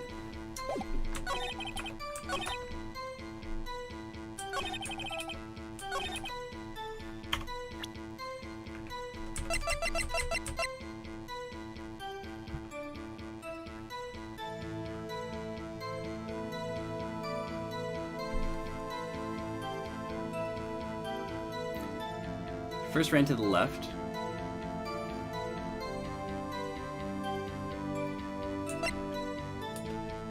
That one. Your Honor, not exactly the statement. How related? They aren't, are they? Not at all. Mr. Wright, please think. Ah, fuck. Assaulted the girl. First she ran to the left. Then you hit her savagely, is what I saw.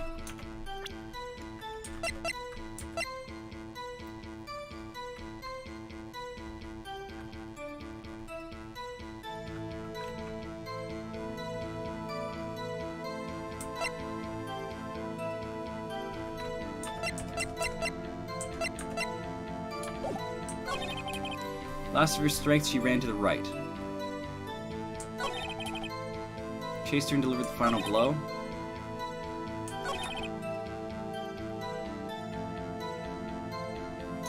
Hit her twice.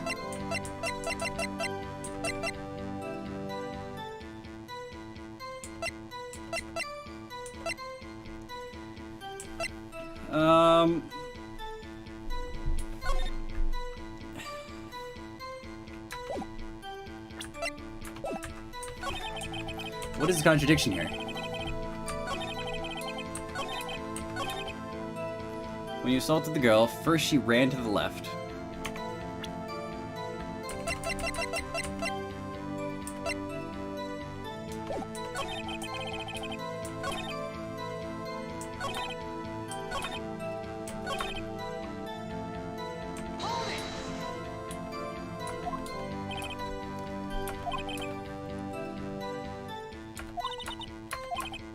Watching both times.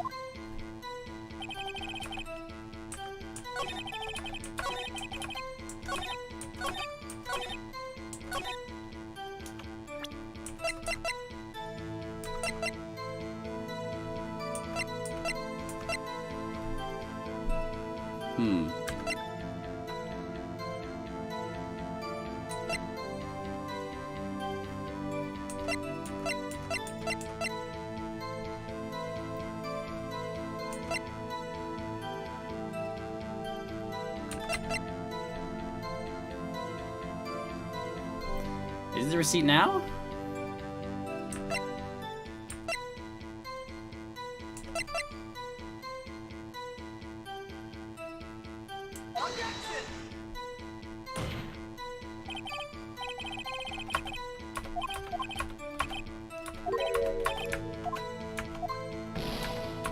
What is the contradiction here?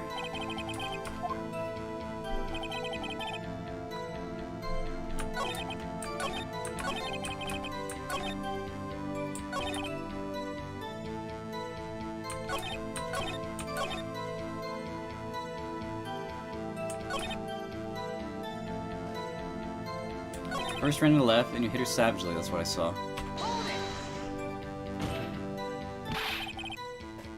Nope, that's not helpful.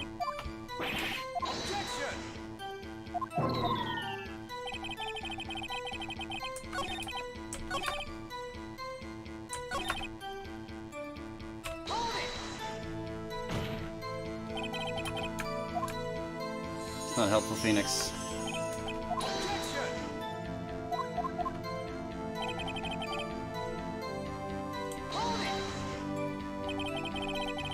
So each of you saw different parts? Absolutely. That's right, of course. Where did he pick up an annoying phrase? Anyway, moving along.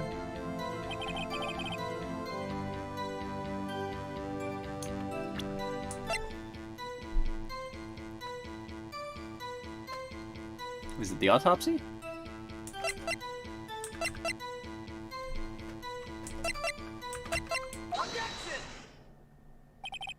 Mr. White. The victim died from a single blow. Did we have to say? Yeah, did it?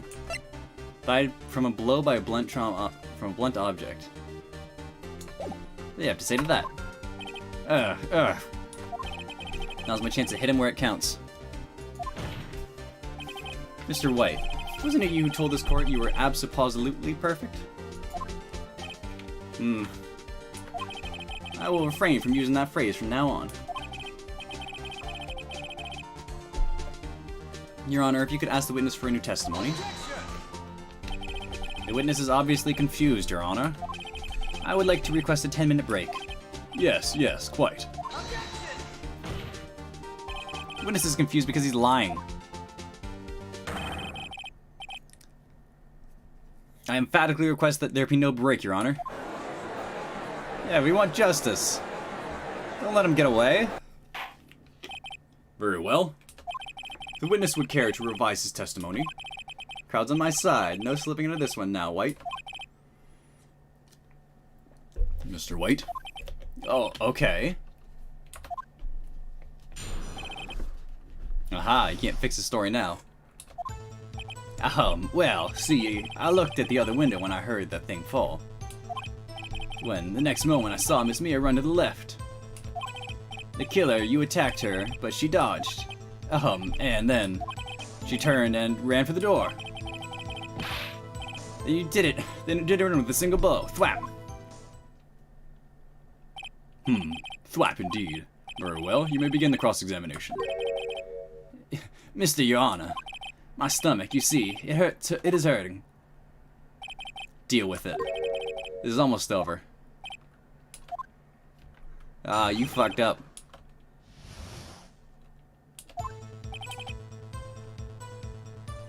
Heard that thing fall. What thing fall?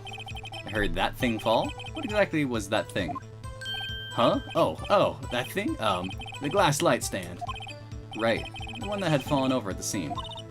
Phoenix. Doesn't that sound strike you as something odd? Yeah, very odd. Yeah, that is odd. I'll press it further. Mr. White? Huh? What? You're saying you saw the glass light stand? Yes. Then change your testimony to reflect that. Sorry, my bad. Witness will revise his testimony. Okay, of course.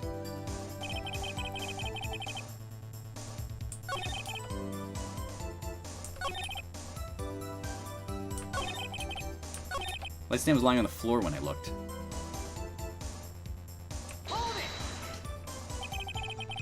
Glass light stand was lying on the floor. That's the first I've heard of this. Why did you tell us about the stand before? Why? Me? Well, I was instructed not to. Wait. One moment. Give me a minute to gather my thoughts. I'm so confused. Why, it's falling apart. Your Honor, please, I ask that you do not allow the witness to be badgered any further. Mr. Wright, please refrain from badgering the witness. Yes, Your Honor. Edgeworth is on the ropes. Very well, the witness may continue his account. To the left.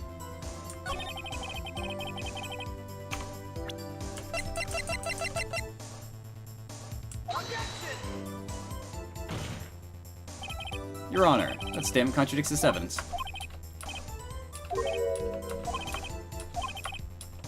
What? This makes sense! Ah, fuck you. I gotta press him first, I guess. Miss Mia? Mr. White? Do you know the victim personally? No. Triple no. How would I? How could I? I see nothing odd about the witness knowing the name of the victim. Mr. Wright, I will not have you harrying the witness. You're looking a little flustered, Edgeworth.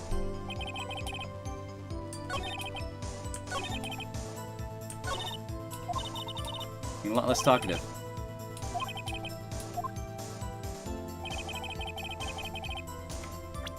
Present you with glass shards. Mr. White. It was impossible for you to have seen the light stand. What? The stand broke into pieces when it fell. Oof. Just by seeing the broken pieces, you had no idea it was a light stand. So tell me, exactly when it was that you saw the stand? Answer the question. Isn't it obvious? I saw the stand before it fell over. So, you saw the stand before the victim was attacked, then? Correct. That would be no problemo, right? Big problemo. It's a big problem here. What problem is this? Mr. White, let me make sure I had this straight. You saw the glass light stand through the window from the hotel before the incident occurred. Correct. That is so.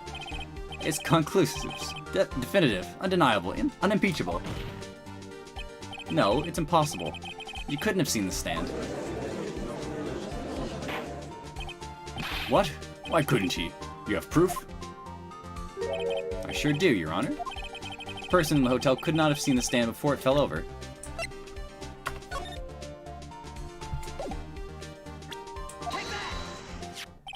Look at this. These are the floor plans to the scene of the murder, yes? Correct, Your Honor.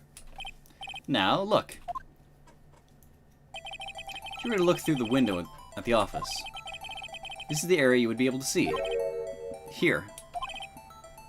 Well, note the stand is not within the visible area. Well, Mr. White? What do you have to say to that? Ridiculosity. Mr. White, if you were in the Gatewater Hotel as you claim, you could not have seen the stand before it fell over. In fact, you wouldn't have been able to see it out after it fell either. There's no way you could have recognized the broken shards as a glass light stand. So, when did you see the stand, Mr. White? It must have been the moment it fell. And the only place you could have seen that from is inside the Fey Law offices. In other words, you were at the scene of the crime when the murder took place.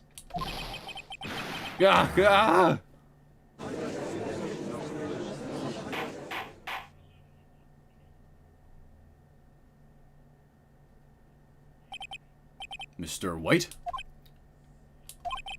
Mr. White. You did it, didn't you? Mr. Your Honor. Miss Mia. Huh. Looks like we're about to get our verdict. That's far enough, Phoenix Wright. What? Ugh, I forgot about Edgeworth. Mr. White. I think the time has come. Shouldn't you confess your crimes now, What? I said you should confess your crime. Ergo, confess that you placed the wiretap.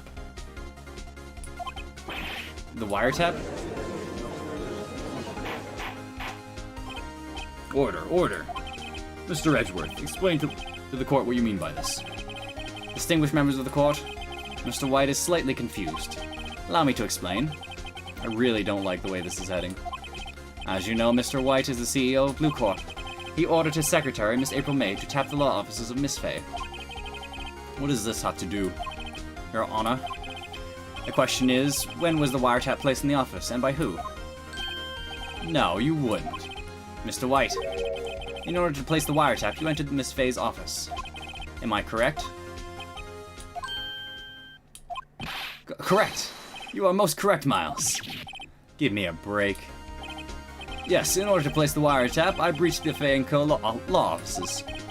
That is when I saw the accursed light stand. Now I'm confused. Please explain to the court what all this means, Mr. Edgeworth. Gladly, Your Honor. Mr. Phoenix Wright has made his position quite clear. He has determined that Mr. White knew the glass stand was in the office. He has shown that there was only one time Mr. White could have seen the stand, at the very moment of the murder. Thus, Mr. White would like you to believe that Mr. White was the murderer. Mr. Wright would like you to believe that Mr. White was the murderer. I see. However, it is a fact that Mr. White had been to that office well before the murder took place, when he went to place the wiretap. He could have seen the glass light stand then. Ergo, Mr. Phoenix Wright's theory is revealed for the baseless conjecture it is. Mr. White, you will testify to the court about this wiretapping. Ahem. Leave it to me. I feel faint.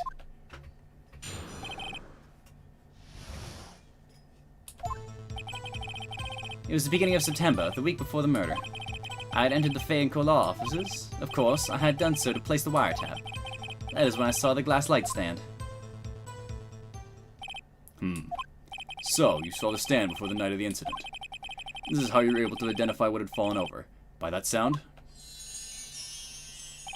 Correct. That is right. I see. Very well. Mr. Wright, you may cross-examine. Ugh, what am I supposed to do now? Good luck, Phoenix. Wiretapping. Beginning of September, the week before the murder. Entered Fey & Co. law offices. Done so to place a wiretap. Where I saw the glass light stand.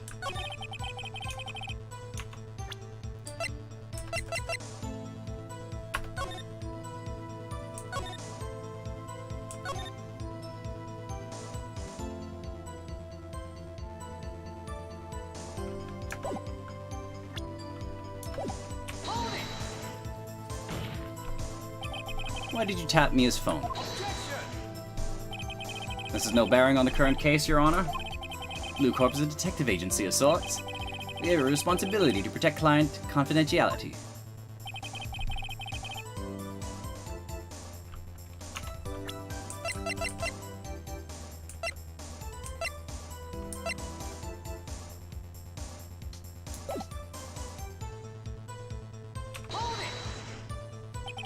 Why did you not notice something as innocuous as a light stand? The light stand was made entirely out of glass. It was quite stylish, so I guess it made a lasting impression on me. Such a beauticious thing deserves attention, does it not? That is all. Damn it. Nothing for me to press on him. Oh well. Maybe he's rattled enough that I can bluff something out of him.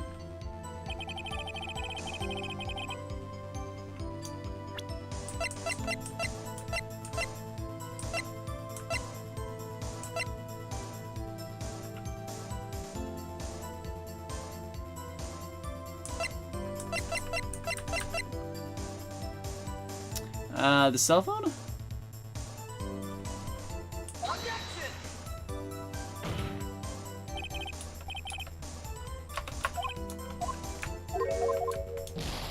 Ah, fuck. I'm about to game over. Do you have any proof? Miss April May knew the details of Miss Faye's phone conversation. This proves the wiretap was placed before the murder. Huh, right.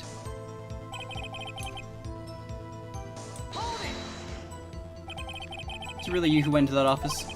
Was it Miss May? Unidentified fingerprints several days old were found in the Fay and Co. law offices. Those were obviously Mr. White's. If I know Edgeworth, he's already run a check on those prints. Now, Mr. White, tell us why you went to the Fay and Co. law offices.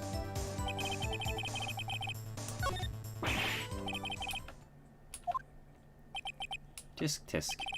I'm afraid it's as far as you go, Mr. Wright. Time's come for you to admit your defeat. You fought honorably. No more. I can't take this anymore. Mr. Wright, you're giving up. Yes, Your Honor. Phoenix. Phoenix, over here. I know that voice. Mia? Never give up, Phoenix. Mia.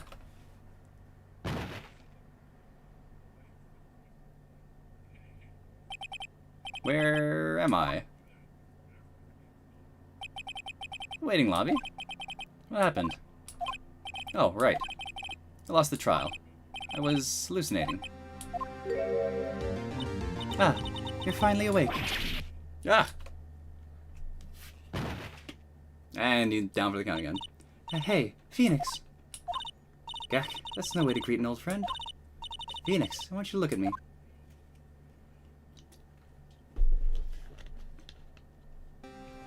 Whoa. You're... Maya? You know the Fey women have strong psychic powers. When you accept your defeat in court, it appears that it was enough to awaken Maya's true powers. So, Maya's channeling you, Mia? That's right. I'm Maya, but I'm also Mia. Now, I want you to listen to me, Phoenix. Maya never give up. You can't either. That's what I came here to tell you. But, we don't have much time, Phoenix.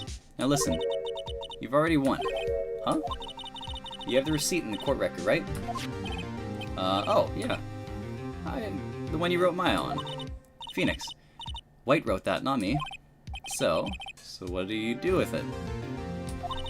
Look at the front of the receipt. The front? It's a regular receipt.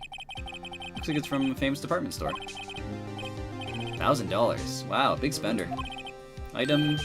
glass light stand? Date of purchase, September 4th. September 4th. That's right, Phoenix.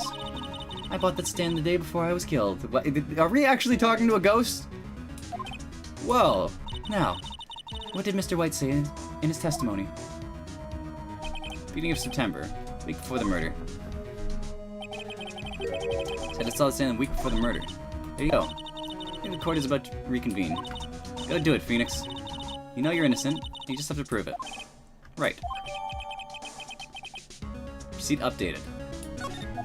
So I kind of had to press everything then.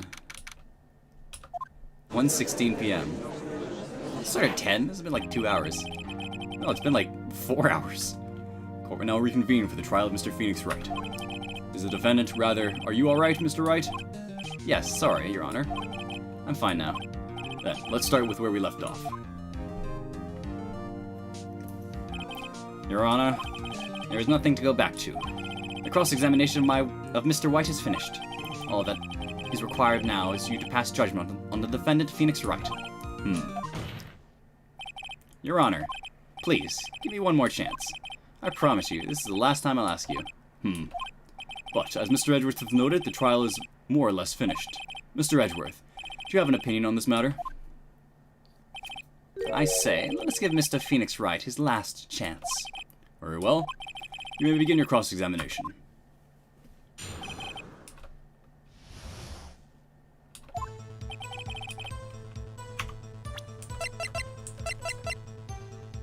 Receipt. Look closely at this. See the word Maya written in blood? Wah, you're grasping. I think not. Look at the other side of the receipt. The other side? Your Honor, would you tell the court what is written on the other side of that receipt? Well, a glass light stand. And the date of purchase. Why, that's the day before the murder. You see, Mr. White, when you allegedly entered the Fay & Co. law offices at the beginning of September, the stand could not have been there. Wow! Wow! Well, Mr. White? Can't get out of this one, can you? No, it's impossible. Achievable. Uh-oh. He's losing it. Well, Your Honor, I understand there must be quite a bit of pressure on you. But I think you'll agree you can't judge me as guilty under these circumstances. Very well. Then, that is all for this trial of...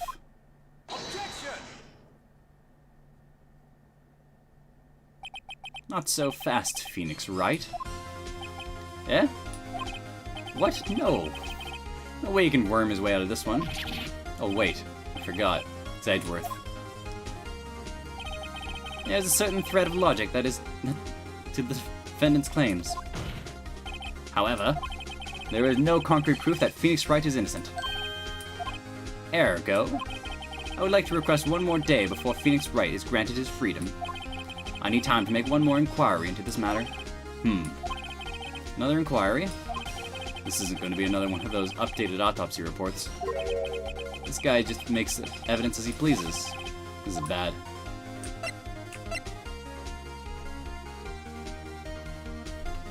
Object. Mr. White's guilt is obvious. There's no need to prolong this trial any further. Well, Mr. Edgeworth? If anyone is going to call Mr. White to trial, it would be me, the prosecution. I need a day to ascertain whether these new claims have any basis in factual evidence. I see. Objection denied. What? The completion of the trial of Mr. Phoenix Wright will be postponed until tomorrow. No, there's no telling what will happen if I can't end this now. Edgeworth is sure to come up with, or just make up something. After Mia showed up to help me and all. Mr. Your Honor. May I go home? Of course. Thank you for your time. Ugh. The witness will stay. Mia? Phoenix. Read this note out loud. Mia, what's this?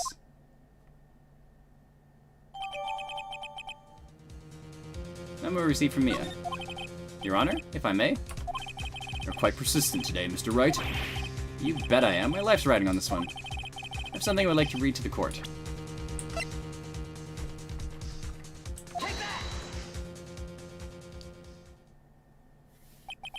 The memo Mia had given me was a list of names. Many of them sounded strangely familiar. People in finance, famous celebrities. That's when it happened. Stop! Desist! Halt! Please, stop! Make him stop! How? How did you get that list? Mr. White, admit your guilt, right here, right now. Or else this list will be released to the press.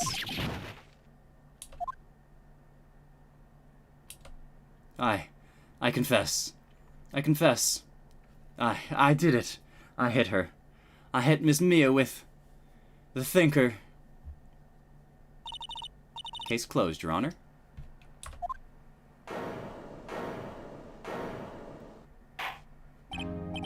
Well, I see no reason to continue this trial.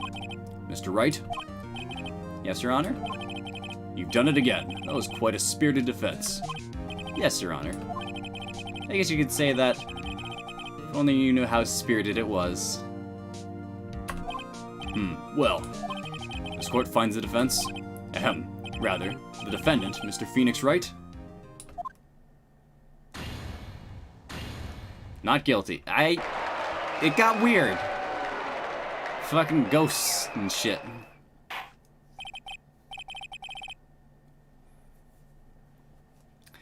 Yeah. I like the first one. The second one, yeah, wasn't as strong. I was with it until the ghosts and shit.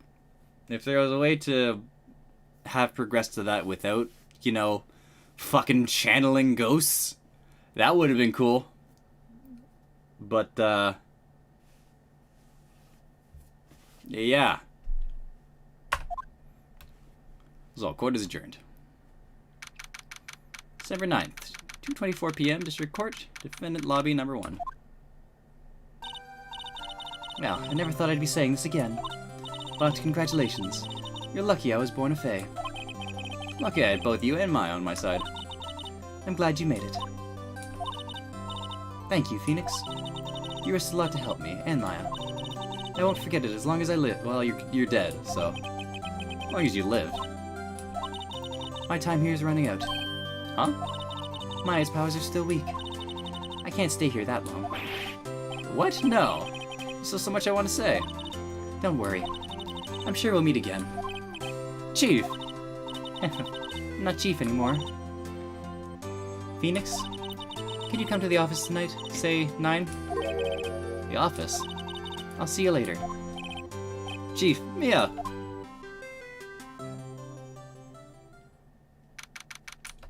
December 9th, 9:02 p.m., Fanco Law Offices. Being here, it's hard not to think about that night. You came. Mia. Kinda worried you might not show up. Huh? Of course I came. Well then. I'm pretty hungry. How about a burger? Mia? Wahaha, you should see your face. Mia. What are you talking about? It's me, Maya. Maya? What? Look like my sister? Look like? You were her. Hmm? Might be able to use that. Oh, Phoenix. Go to the store and buy me lunch, would you? Maya, why are you still here? Because of this. See? Mia wrote me a letter. Take care of Phoenix for me. Take care, huh? She means at the office, this office. Someone has to help with the new Wright and Co. law offices, right? And who better but me, Maya Fey, reporting for duty. Wait, no. On second thought, let's make this casual. Yo, Nick, Maya here, ready to get down to business. You don't mind me calling you Nick, do you? It's a great name. Mia said it's what your friend Larry called you. Nick? You know what this means? We're partners. You know what? When I think about it, it is Maya's fault. I'm here now. But if it wasn't for her, I'd probably be in jail. Wright and Co. law offices. That's a good ring to it. Yeah. Thanks, Maya.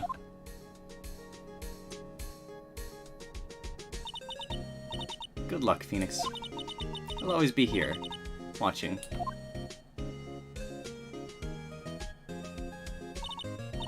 Right, okay, Nick, let's do it. Huh? Do what? Burgers, Tummy, burgers. There's a great burger joint down the street. Come on, it's time's wasting. Okay, wait up. Sweet ending, but fucking... Why is there ghosts in my detective game? What the hell is going on in this one? This looks far more interesting. And I'm kinda sad that I have to call it here now. What the fuck is happening? Why couldn't you have led with this one instead of the fucking ghosts and shit? Save the game. Turnabout Samurai.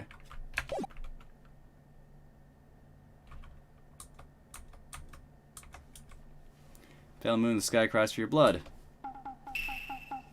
I guess we do a preview of next chapter. The moon? No. It is you who should gaze upon the moon, for it will be the last moon you ever see.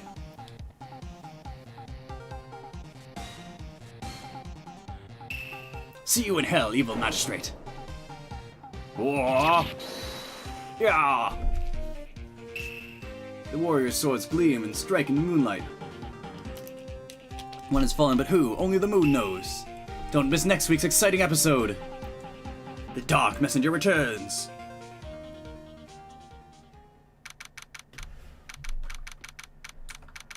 Fucking okay. Save.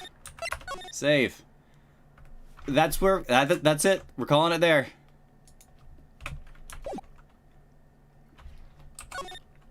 Title screen.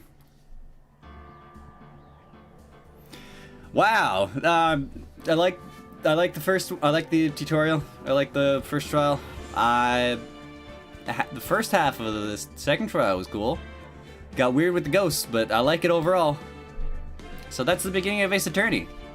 I have no idea how many chapters this is, but I'm looking forward to it. And we got 2 other games after this.